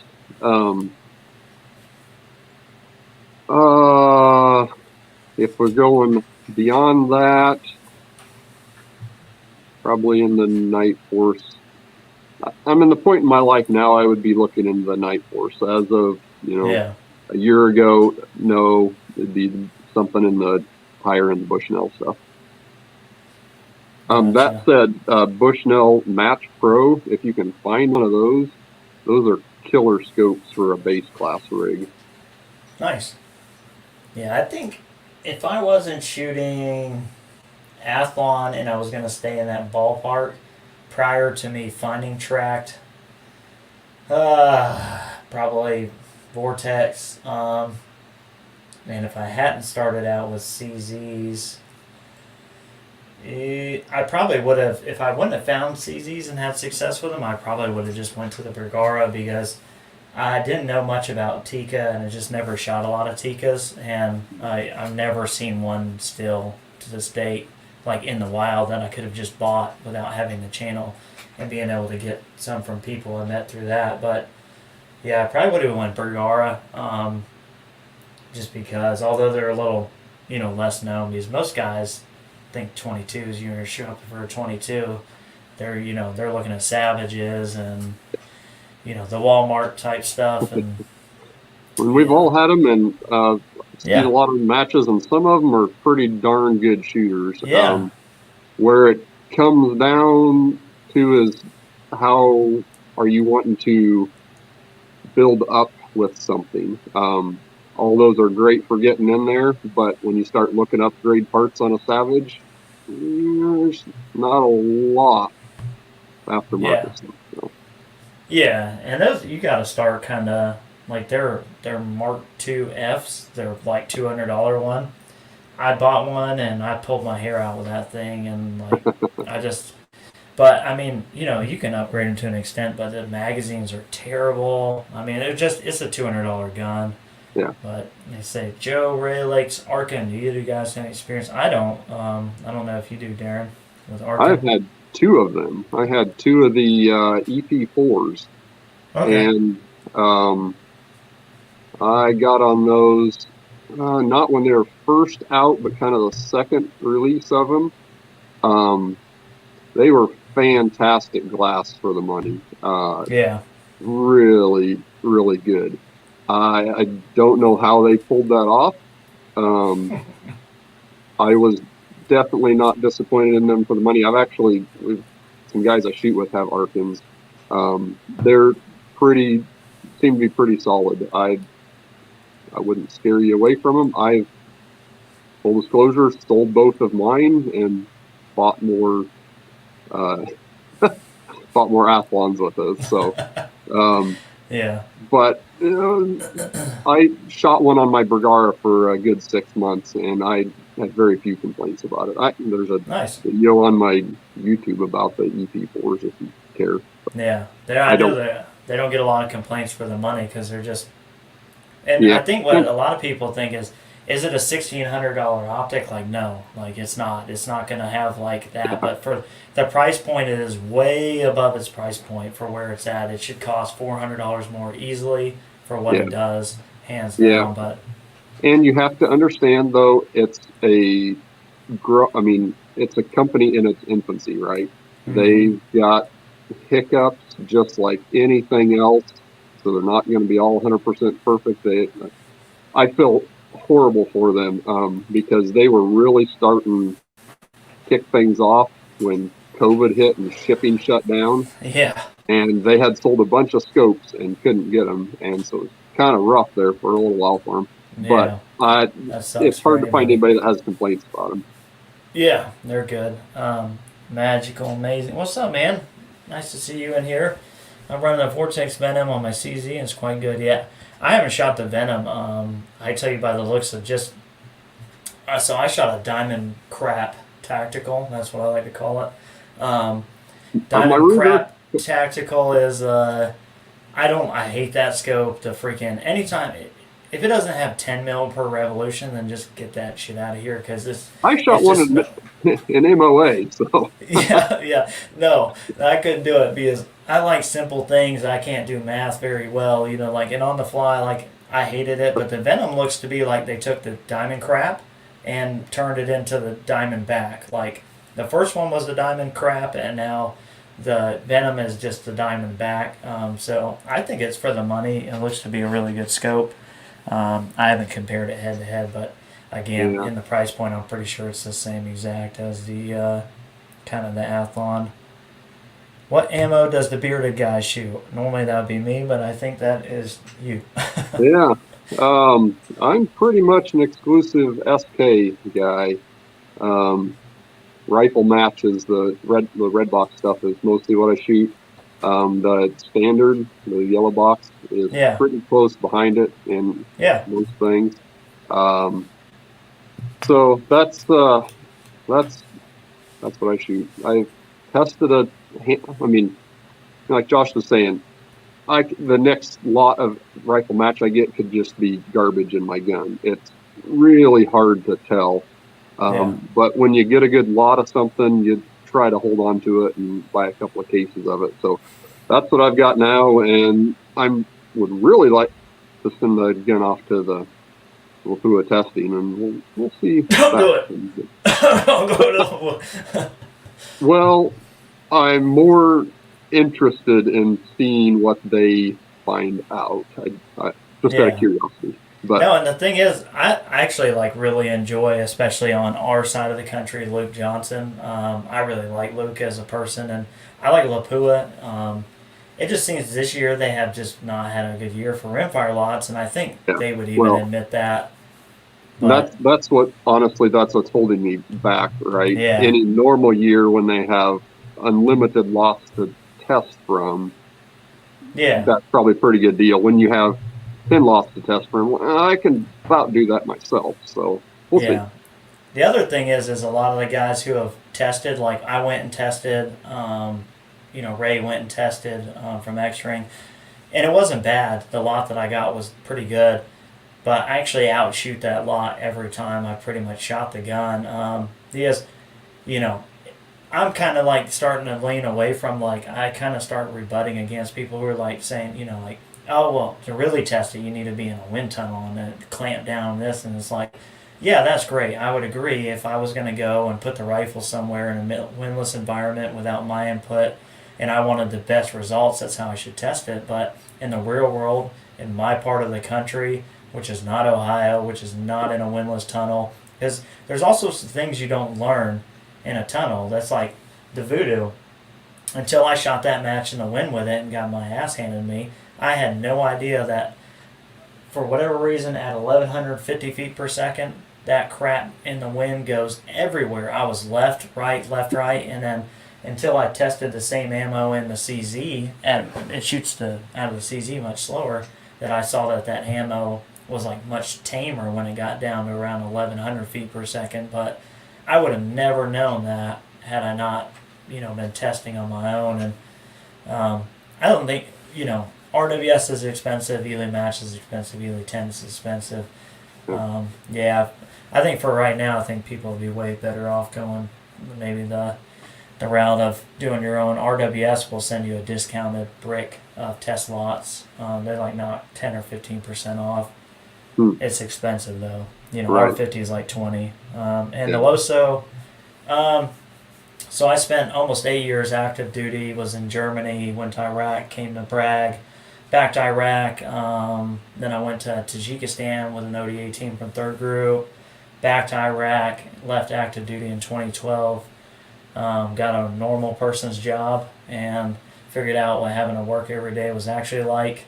Joined the National Guard, and so I think total now I'm right around 16 years in. And someone brought it up earlier about, oh, there it is, same kind of thing. I haven't went to warrant officer school yet, so I've been enlisted for like 16 years. I was E7, dropped a warrant officer packet, all like maintenance stuff, nothing like super crazy door kicker, super soldier or anything. Just got fortunate enough to work in USASOC and got to deploy with a lot of group guys. But so I go to warrant officer school next month. Well, no, it's not. February. I lied. So a couple months, I'll be gone for 5 weeks, sucking at life. Cool. I'm 36, so I'm not young anymore, and a lot of these guys going to the school are aviators. Kids coming right off the kind of street out of basic training to learn how to be, helicopter pilots. And they treat you kind of like you're in basic again. It's not exactly basic, but no caffeine, no nicotine. They smoke you, they yell at you. You don't do anything right. And, I've been like, as far as the Army's concerned, I've been like middle management for a long time. And I'm freaking old, so it's going to be a struggle for me because it's a bunch of 20-year-old young kids, and I'm going to be the old dude, like struggling. So we'll see. But hopefully that answered that for you. Shaggy, I hear you. Let's see, Daryl, what grade of Athlon? I'm not sure what you're referring to, Daryl. You might have to give us a little more context on that, brother. Kent, I thought you were here earlier, Kent. You said you got here very late. We'll learn from you guys tomorrow. Don't worry, Kent. I got a video coming out. It'll hopefully released Monday. I'll shoot it tomorrow about some dope and stuff like that. So hopefully it'll be information heavy. And Tree Feller, SK seems to shoot well across the board. My Gen 1 loves long range. Yeah, Tree Feller's been hammering SK long range.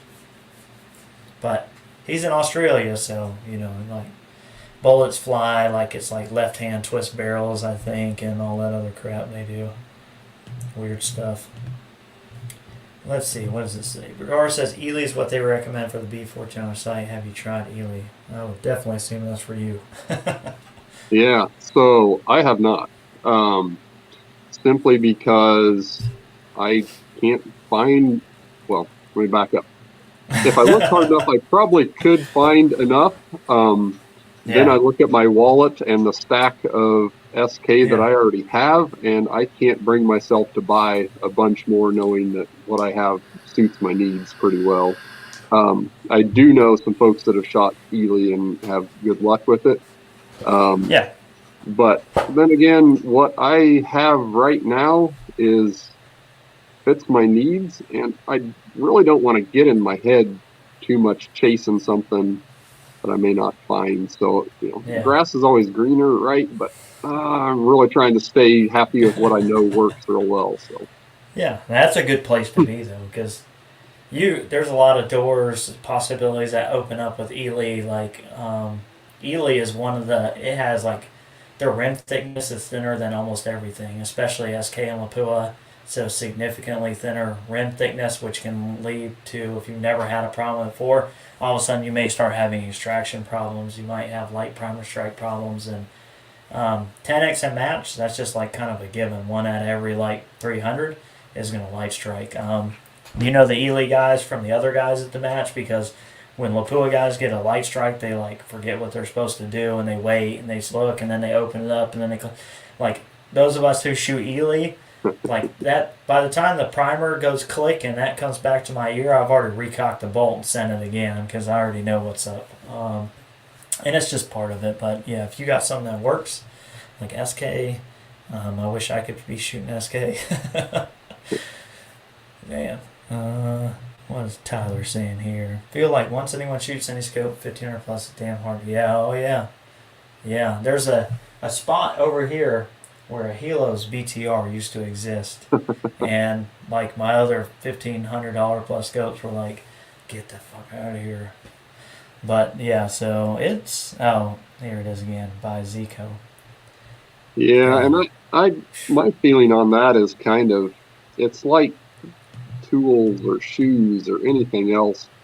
Mm-hmm. Spend the money on the one you're going to be using, the one you need to depend on.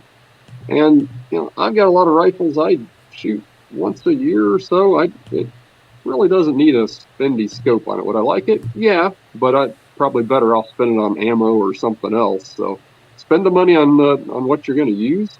But I agree, it's hard to go back. Yeah. And the RWS R50, if you are like looking at your rifle and you don't mind spending money on ammunition and you want something that just freaking shoots, the R50 shit shoots and everything. I tested it in like 3 Voodoos, CZs, everything I've shot and tested for with R50. We found like stellar freaking groups out of it. I mean, it's amazing, but downsides, it's a black projectile. It's harder to see than Ely, and it's freaking the R50 is like $20 a box almost. It's crazy expensive. Which is a really weird thing to say, that it's hard to see the bullet, right? Mm-hmm. But that's a real thing. Yeah, it's a tiny bullet, and there's not much trace. And I think if you don't have like $1,000 optic, you're not seeing crap anyway, unless it's super close. So that's something that is an interesting point to bring up when people talk about glass clarity. Is in the rimfire game, you can see that bullet if your glass lets you. There's, Yeah. When I had my Diamondback Tactical, I didn't realize that was a thing because I couldn't see it. Yeah, you need like I think Japanese glass is kind of the point at which you can start seeing bullet trace and bullet coming in a target at like intermediary distances, which is why I wanted to check out the track, because I tell people that all the time, and I'm so big on that, is like that in PRS and NRL, if you can see it, then like seeing, and that's going to be like the title of the video, and spoiler alert I guess on that, is it's going to be seeing is winning, and I'm going to compare it on camera, basically black projectile versus silver on various backgrounds and things like that, and then like a Taiwanese level scope versus like a Japanese or shot glass scope, and like how much more you see. But yeah, in our game, if you shoot and miss and don't see anything, I mean, that's the worst freaking feeling in the world. You just like, it's like you lost your parents at the amusement park when you were 8. You're just sitting there going, oh shit, like I don't know what to do, because what I thought worked didn't work. That's a real lonely feeling when you've had 3 or 4 misses in a row and you have no idea where they're going, because they're all going into the grass, or where we shoot. Yeah.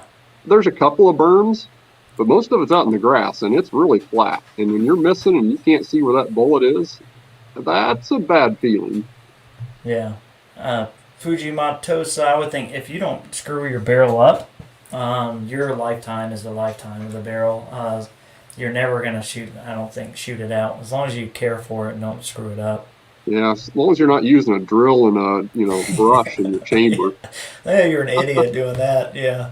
The Loso, it was 91 Delta was my MOS until I became an E7, and then I was a 91 X-Ray, and now I'm going to be a 919 Alpha Warrant Officer.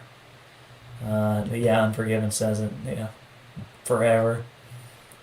Let's see. Oh, somebody ordered. Almost forgot I got my KWL. They just want to say thanks for the link. Yeah, actually, so I didn't know they had like a Christmas sale. I guess it was just timely, and so when that video dropped on the KYL, they had like a really good deal going on them, and that guy's awesome too, man. The target guy from Shooting Target 7, he's got a new target coming out, and I was going back and forth between a couple different companies that I wanted to see would help the channel out. Then I decided to contact him first, and then it was just like a done deal. He was super rich. Obviously, he didn't send me like an enormous crate of targets, but to get a KYL for the channel is awesome. And I mean, I really do like that KYL. It's probably the most common one I see, and it works. Shaggy, I ignored your question, but it was lemonade. He's talking about me sneaking off camera. And my brother. This is my actual real life brother watching this live chat, which is funny. I think it's the first time he's been on one. He's already teamed up with the wrong crowd. Older or younger? He's older. He's 3 years older than me.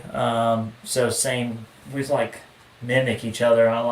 He joined the Air Force, but he's obviously further in his career. He stayed enlisted. I believe he already got pinned. Did you get pinned 9 yet? I'm not sure if he got E9 yet. But yeah, pretty much same thing. He likes golf a little bit more than me. He likes shooting probably a little less than me. But older brother, you know, beating up on a younger Josh when I was little. Let's see. Oh, and Alo said he might as well vape on screen. Yeah, I just don't do it on screen because some people watch with their kids and so and some, I never know. God only knows, whose kids or who's watching or whatever, and so I just don't do it. Let's see. So, is there any really spicy question that you think you can hang me up on, Darren? That you're just like, I love being put on the spot. X-Ring put me on the spot super big. I know he's not watching this because they're shooting a match this weekend. But man, and I was ready for him though. He hammered me on a question about working with vendors, but I was ready. So he couldn't get me on that one. Yeah, I try not to be pretty controversial, so it's No, it doesn't have to be controversial. yeah. On working with vendors, no matter who they are, if they're supporting the sport, reach out and tell them thank you. Whether you're using them or not, if they're supporting a match, let them know, give them a shout out. It's, they don't, we're their bread and butter, but a lot of times they don't get a whole lot back from supporting some of these matches or whatever. In our minds, we think that they do, but most of us have already bought the stuff. So let them know. Yeah. Give them a call, write them a letter, whatever. Tell them thanks, though. So there's a lot of good people out there supporting stuff, and they don't get all the recognition they need. So. Yeah, actually, my conversation with Athlon, which was Dustin and Drake, when I talked to them on the phone, I actually told them, because you're right, like, I told them, look, hey, I know you guys are big sponsors. I know you field shooters, and I understand that. And hey, look, I appreciate that you guys do that. But I just told them flat out, like, I get it. Like, you're flushing money down the drain because sponsoring a shooter almost does nothing for them. Like, and not picking on Darren, but if Darren goes and wins nationals with a Cronus and a Bergara, nobody cares. No, Chris Simmons, nobody's dropping their platform to go shoot. I got to shoot the same Nesco because we all have our personal preferences already, and maybe a very small percentage of people pay attention to that. But yeah, they really just flush money down the drain, and that's why I think on the channel when I talk to those guys and work with them, I just try and tell them, like, look, I don't talk to any companies that I can't 100% get behind the support anyway. But I was like, so I already like your product, but my goal is to pass the information on to people of what good products are and why they're actually good, and hopefully they'll have a positive experience with it, but also help you guys get your name out there because we're all kind of in it together. But the actual good companies, they need as much publicity as they can get. Yeah, it's interesting. I had that same conversation with Athlon, and my side of it went, you guys know that I'm actually not very good, right? So you're probably not going to, see me in a lot of pictures, but the one thing I can do is I can talk to people and tell you how you treated me. And I can, if people want to use my stuff, go for it. Yeah.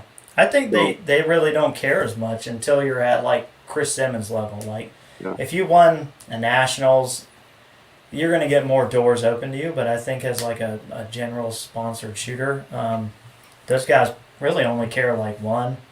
Are you going to be an ambassador of the brand? And two, are you going to go to matches? Like, so me, I would be a terrible person to give crap to like shoot in matches because I don't know. I may only shoot 3 matches. Like I want to shoot more, and like I don't know. Like I talk too much, so I'm not a good ambassador because I probably talk them right out of whatever the heck it is I got.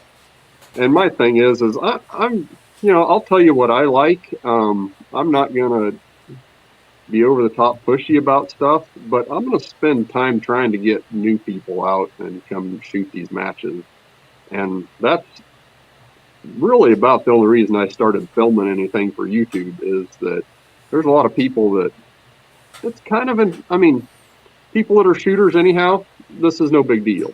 People that are trying to get into it, it's kind of intimidating because there's a lot of new stuff going on and things moving around and you don't know.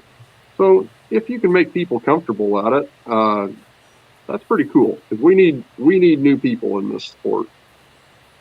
Yeah, yeah. And Treefeller has a good, which I love. I love some good opposition from the Australians. I mean, not only does your freaking crap spin backwards with me, but lower shooters will. And I agree that I think the lower shooters will look, but my perspective is from somebody, unless let's just face it, most guys just getting into it aren't rich. They're not. They'd be shooting freaking Centerfire somewhere because that's got a way bigger footprint and it's just way more notable. Like you can be the baddest rimfire shooter in the world, and then you tell people, "Yeah, I'm a national champ for rimfire," and they stop listening. But lower shooter, yeah, they see Chris Simmons with a Mulligan custom rifle shooting a Krieger barrel Voodoo with a tangent theta.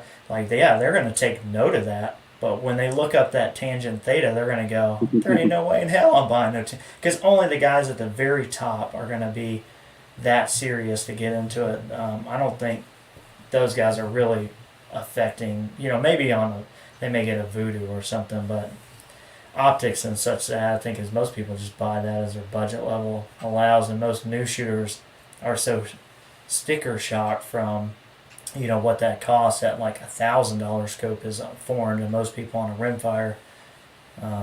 But he may be right too. I mean, it may pay off more for them than I think. I just don't think that they get anything out of sponsoring except for giving back to the community and getting brand ambassadors, which is good.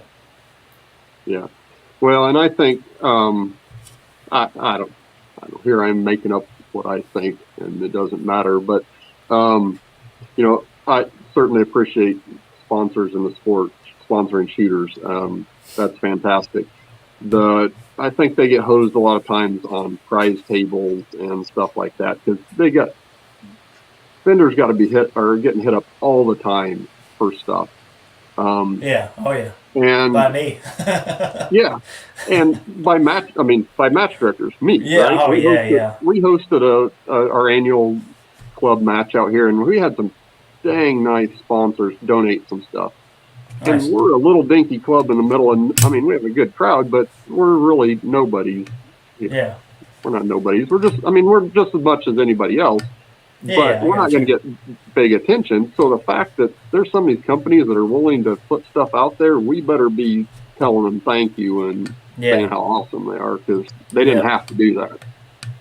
Yeah. What's surprising to me is just people will spend money, and I try not to get on a soapbox about it a lot because people will spend money with like Midway or somebody like that, and I'm just like, it drives me nuts. I'm like, how are these people still in business? They're the biggest freaking scumbags in the world, and Creedmoor, Kilo, all these other guys, good shooting, really good companies that are like family owned. They're in the shooting sports community. Like they don't even know they exist. I mean, it's like it drives me nuts that Midway, which is why I try and do those giveaways like as a little bit of a thank you because they help me out by giving me. So usually, like Timney, obviously Timney helps out, so I'm going to give away a Timney trigger probably this week.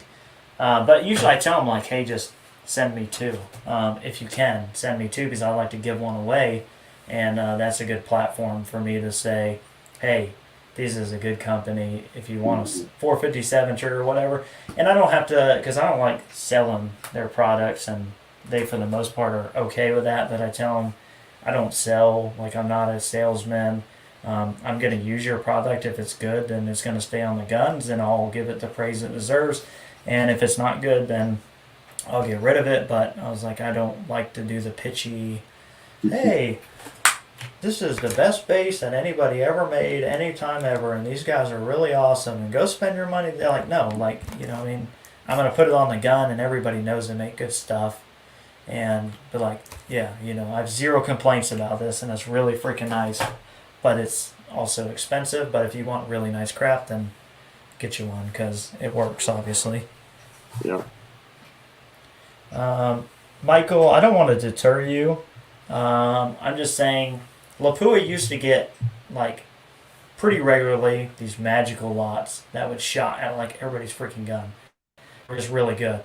Um, because everything that's going on, they're producing less lots, so the test center generally has less lots. And the lots that I've shot haven't been as good as I've seen previously. So if you don't have any ammo, you're probably going to go there lot test and find a good ammo. It's my personal preference to test in my own environment, out of with me behind the gun, and Lapua shoot it out of your stock too. So that's an option. But for me, I don't want to say like you're not going to find something good, but I don't even go there because seeing the bullet's so important to me and what we do that I'm just not willing to sacrifice the Ely because it has a silver bullet. So I know RWS hammers. I've shot RWS that was way better than my match, and I could have had a better shooting, tighter gun, but I can't see the freaking black bullet. So what does it matter to me? It doesn't. So I just don't buy it. But there's plenty of guys rocking Center X very successfully still. Oh, Kenny's on here. Speaking of good Rim X builders, you can get your pre-order in right now, Darren. He will pre-order you up. He'll invoice you tonight. He'll have 22 weeks from now. You'll have a Rim X, and it'll be. And he does. He tests every one of them at his place. He builds them, and then he shoots and tests them to make. I mean, Kenny puts a lot of good time into those Rim X's, and if Pickle Rick can shoot it worth a dang, then that means that anybody can shoot that freaking Rim X. Let's see. If Rick can represent Vortex, both you guys are good at Rathlon. Rick will eventually evolve. No, I don't. Tree Feller thing is wishful thinking, man. The Pickle Rick will never leave Vortex. Never. What's the Eagle talking about? I vote Centerfire videos. Let's get Josh Bond to 300 win mag and see if he comes recall. I ain't scared of no freaking 300 mag, man. Come on, man. No, I don't want to shoot 300. I don't see a point for shooting 300 on paper. Like any three, I don't care. Like especially freaking 300 win mag. I mean, you got to have the distance to make it fun. Yeah, I think just give me a freaking 6.65 or something. I'm fine. I don't know. That 300 is just. Now I forget what is it 300 win mag? Our scout platoons in the infantry for the armored combat brigade I was with. Those guys were shooting, I think, a 300 win mag. It doesn't actually in a big appropriately heavy rifle. It doesn't actually recoil that bad. Yeah, they have their place. A PRS style match where being able to watch trace and watch impacts and misses is not the place for that. Yeah, you don't see nothing. Like you the gun goes off, like you see a blur of scope reticle and crap in the distance, and then a tear drops from your corner of your eyeball as your shoulder gives up on life, and then the rifle settles back in, and you have no clue whether you even hit the hill you were aiming at. Practice Store. I have a love-hate relationship with Practice Store, right? It's a fantastic platform, but boy, my phone hates it for some reason. So it's not friendly at all, and I get it because I think they're running on a pretty shoestring budget for what they do. But yeah, you're right. It is not like. It is just, I don't know. It's just not very mobile friendly. Nothing's optimized like the searches. Like you can never search something, even if you know it's like DPRC Rimfire 2-gun event. You could put DPRC 2-gun Rimfire. Everything under the sun's gonna pull up except for that freaking match. Yeah, I have that problem too. It's but crazy. Thanks, guys, at Practice Store because it's a big part of our sport for sure. Here we go. Some Kenny. If you want some Kenny swag or Rimex, where you don't have to fix the magazine, go to DP Gunworks, Desert Precision Gunworks, Kenny I. I was messing with him last night. I was telling everybody on the Facebook that Kenny wasn't a gunsmith. He just stayed at a Holiday Inn Express last night. But he is he's pretty talented behind the machinery. I'm not a gunsmith either, but I own a Dremel, so that makes me pretty close, right? You're basically Kenny. I mean, start taking pre-orders. Yeah, I wouldn't want to do what Kenny's doing, man, because there's like you got to be pretty confident, which just says he knows what he's doing because to build those Rim X's and pump them out, which they fixed a lot of their hangups and a lot of the crap before wasn't really.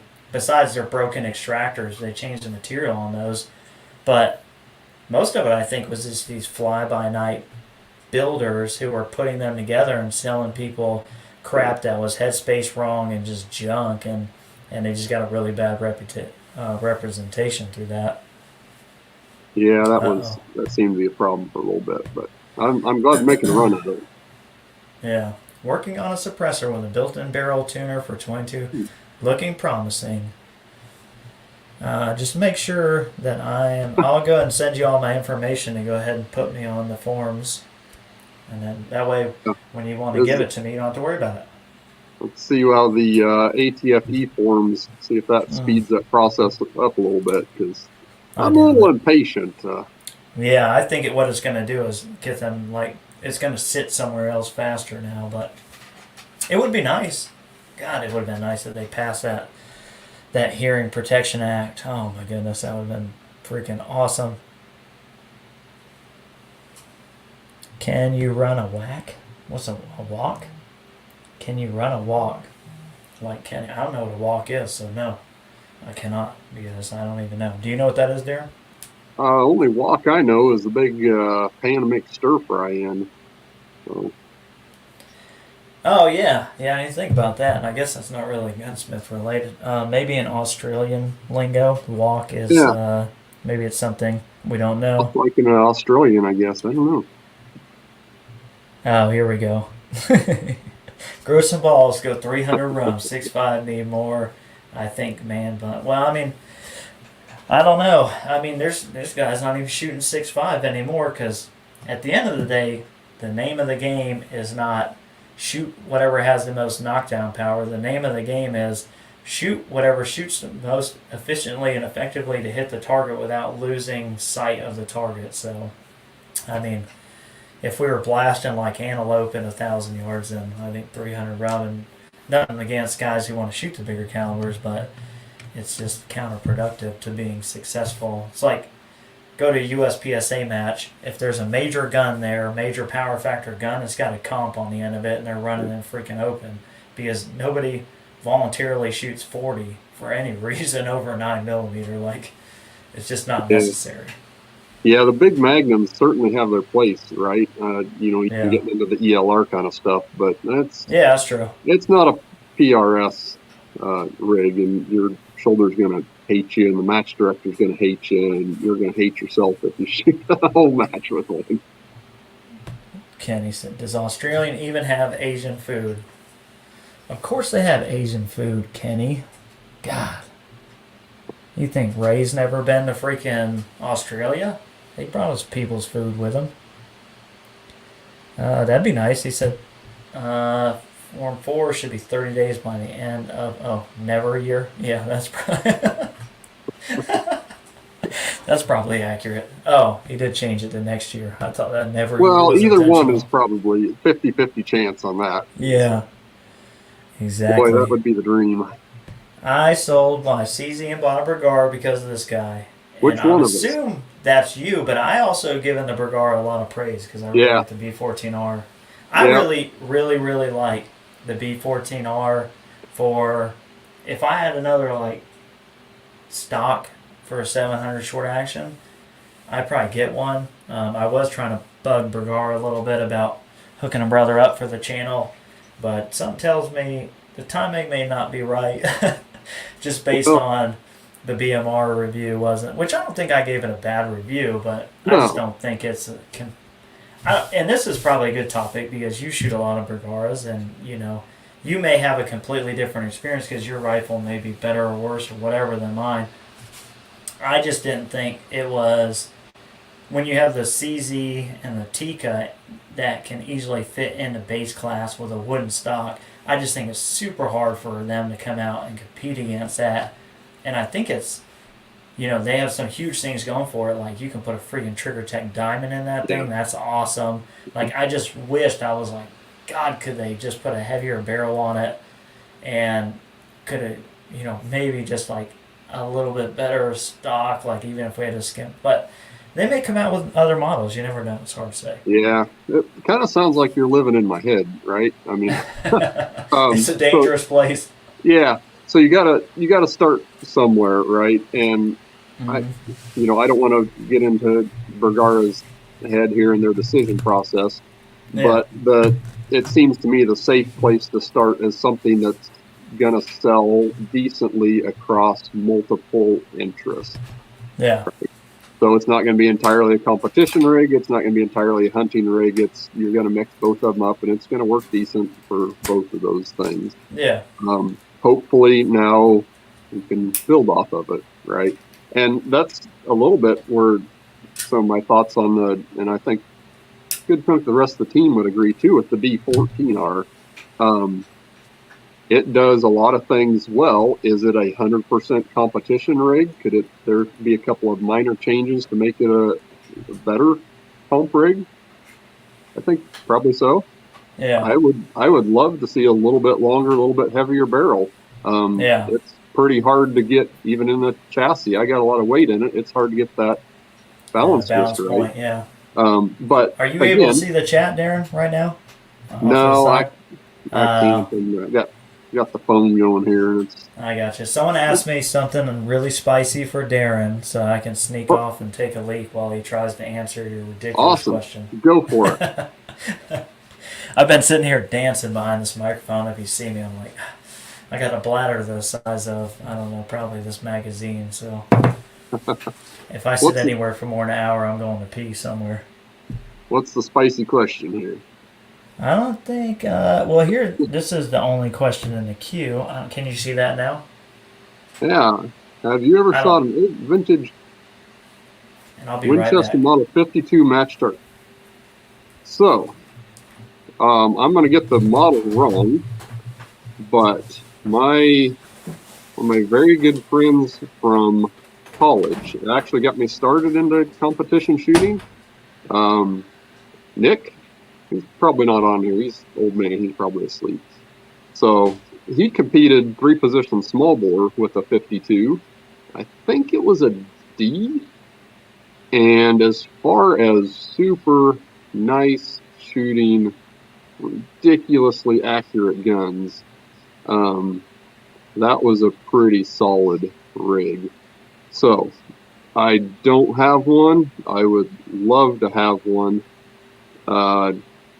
The problem for what I'm going to do, what I want to do with it, is magazines, right? For NRL, PRS, whatever. You're going to need reliable magazines. You're going to be able to swap out fast, and being able to adjust it. I'm big into chassis. So I'd like to have mine in a chassis, and I understand there's all kinds of different stocks for the 52s. Super cool guns. I'm rambling. I wish I had one. Someday I'm going to have a 52. I don't doubt that it's going to do everything it possibly could for accuracy. It's going to hang in there, right? Those are some solid guns. But for this type of shooting, probably not the best. We had, actually, at our local club a couple of times, a fellow bring out a 52. And this was back when there was at least one positional offhand stage per match. And he was a 3-position shooter, and he killed us on those. But the rest of the barricades and anything that needed magazine change, he struggled with it. Do you use any products in your beard? That's got to be you. Yeah. Honestly, I don't do a whole lot with my beard. I wash it out every once in a while, brush it. I've got a little bit of, I don't know, some sort of beard oil stuff that they had at Walmart. I'm not a beard snob, I guess. Maybe I should be. So, yeah, that's what I do. Yeah. Josh, have you competed in two-gun steel? Actually, I have at DPRC long time ago, but I used just a Ruger 1022 and whatever kind of I was running a 2245 light. But the one thing I learned there is, it doesn't need to be accurate at all. It just needs to run reliably. So any cheap red dot on any semi-auto, and you can blast steel with the best of them. I got wrapped up in it for a while and shot the Seymours on the side, angled rail, and all that stuff. And it's kind of necessary, but it's a good little match. That's for sure. I'll be there tomorrow. That's who does the little fallen steel match. I was super excited to get into Rimfire steel. I don't remember the name of it, what it actually is called, action pistol or whatever. Run Yeah. Josh, a great one. Yeah. And I built a really cool Mark IV Ruger. And then I discovered NRL 22, and I haven't actually shot the pistol at all since then. So about 3 years never did anything with it. Yeah. Let's see. What was he saying? When's the old man going to get his cameo on the channel? That'll have some real entertainment value.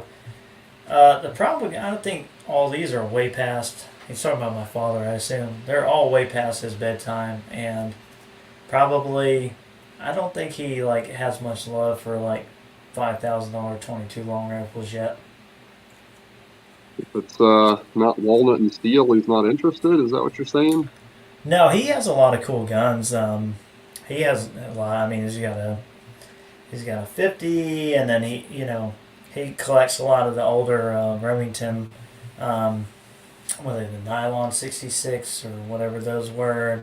He's got some modern 1022s, and he's a gun guy. He's a gun collector as well. I would categorize him as kind of deal.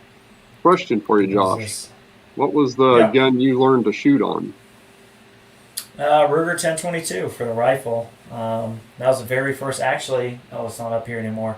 I still have it. I got it for Christmas in, I don't know, I was pretty young. But my mom bought it for me and let me loose in the wood, and we heated our house with a wood stove. Uh-huh.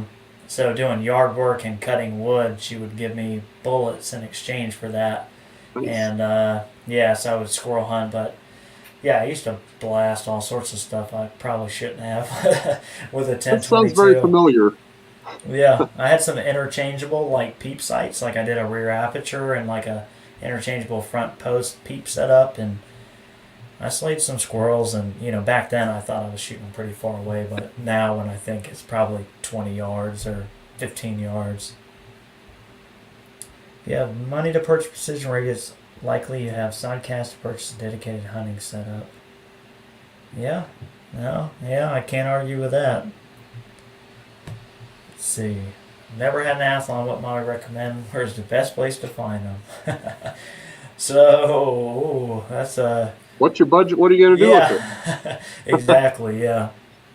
The good thing with Athlon is, there's no real, there's no one that's, way more value for what you get out of the others. They're all, for value to price, they're all about the same. It's just the more you want out of it, the more money you're going to have to spend to get there.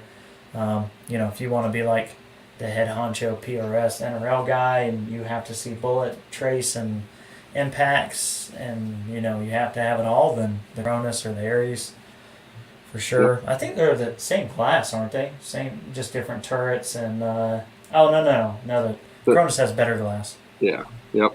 The nice thing about Athlon is there's a kind of a 1-to-1 ramp in price and features. Mm-hmm. So you pick your budget, and there's going to be something pretty solid along there.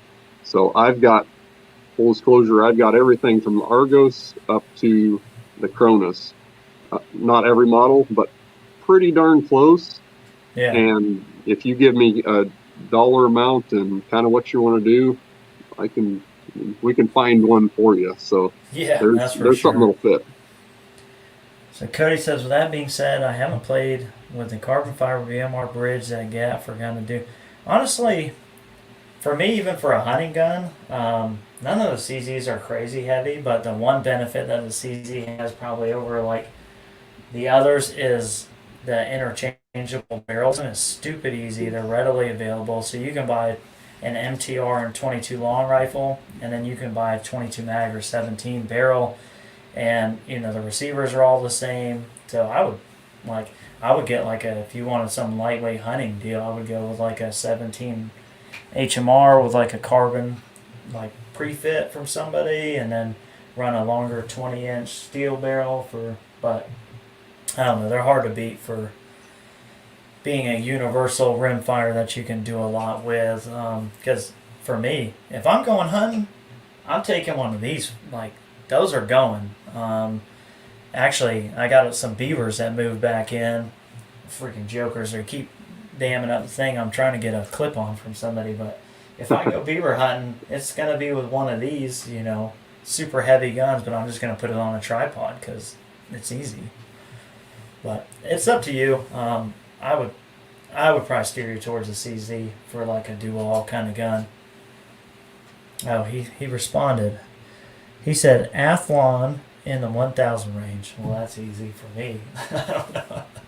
I don't know what your answer would be. Mine right off the cuff when you said Athlon 1000 Ares ETR, but Darren might have other ideas.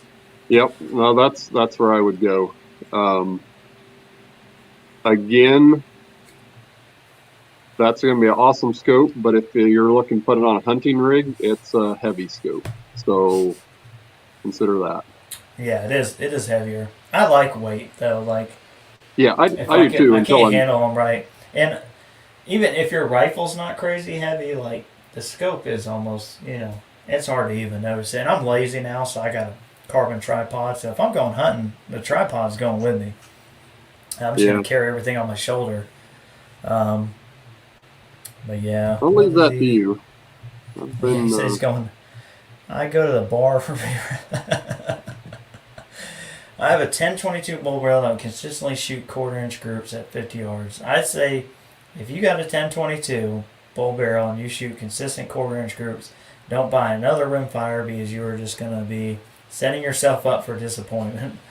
Because if you have anything that shoots consistent quarter-inch groups, which is half MOA at 50, especially if it's a semi-auto, like you have won the lottery as far as rimfire goes. So I would lock that thing up tight, buy every bit of ammo available left on the market for it, and call it a day. Because there's guys with Voodoos, that will shoot quarter-inch groups, but they're, if you don't have the perfect ammo, it's going to open up. So yeah, and I would add on there that's fantastic as long as that's what your needs are, right? Yeah. Shooting, because let's be honest, semi-autos, you're gonna run into potential reliability issues once you toss in weather and mud and dirt and all that stuff. But if that's what you're needing it for, that's pretty darn cool. So that's awesome. MSU said he was using it for NRL or PRS, which I think just concretes in the Ares. Yeah, get the Ares. The Ares is like, the glass is not far from the Cronus, and it has a ton of internal adjustment. Yeah, it's freaking good. What do y'all use for production class sensor? Do you shoot? I used to shoot production. Darren, did you start out in production? Well, you did with RPR, right? Well, no, because I was new and dumb and had no idea what I was doing. And the weekend that I bought it, Shaw had a special on barrels for it. So I ordered one of them right away and then found out, I'm no longer base class. And now I'm getting my butt kicked by Voodoos and everything, which, fine. I was going to get my butt kicked anyhow. But I never actually shot base class. If I had left, I should have just put it all back the way it was and shot production class with it. And they're all right. You'll find that there's some quirks in them, but I do have a BMR now set up that I'm probably not gonna shoot it as a base class rig, but I'll let other people run it. So yeah, and I usually tell people I shot production class because I had a scope and rifle that fit it. But if you got a rifle that puts you in open, just shoot open. If your rifle puts you in production, shoot production. Because even if you stick around, you're not going to stay in production. you'll win production, but then you'll be like 25th over Yeah. from overall, and so you're not gonna be happy just being like beating Yeah. production Well, guys. You'll and want you to got to move kind up. of set your expectations for what you really want to get out of it, right? Are you happy with improving on yourself every match, competing against yourself, or do you want to be at the top? And I'm not saying it's a gear race, but you are going to be a little bit Yeah, disadvantaged, if you're trying to get the first overall with a production class rig. yeah, yeah. You're But, not gonna see, which is mostly the optic, honestly, because they yeah, can right. pretty much let you do anything you want to the rifle as far as like my MTR, I could have slugged the hole inside of the stock, with like tungsten or whatever, and but I had a Helos, and Helos is a great optic, but Helos is not a great optic for seeing hits or misses at 300 yards, and those guys, yeah, they have an immediate advantage over the rest of us. But what tree fellers say? Man, I wish. Oh yeah, their prices are crazy. It's a 2,400 Australian optic here, which is probably like $1,800 US or something, right? Tree filler, something close to that. Still, Yeah, like their markup's huge. I don't know what the bald eagles to kangaroos conversion is, but that sounds awfully spendy. So, It's about the same as their ammo's the same way too. Like they have, yeah, like even if you convert it to US, they pay way more than we do for yeah, 22 ammo. Let's see what magical amazing. My rifle can shoot better than MOA. What I can't yet, I'm in the open class, but I'm having fun. Yeah. yep, that's what matters. If you're having Yeah. fun, keep at her. Yeah, exactly. Yeah, if it's not fun anymore, then kind of what's the point? But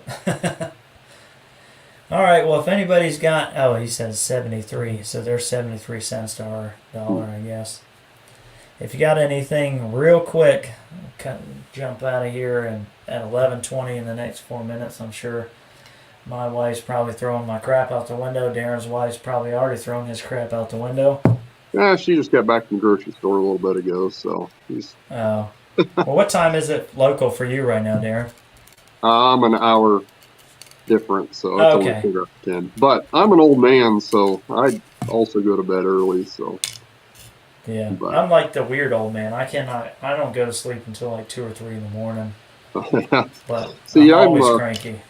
I got too many generations of farmer in me, so I go to bed early and I get up early and. There you go.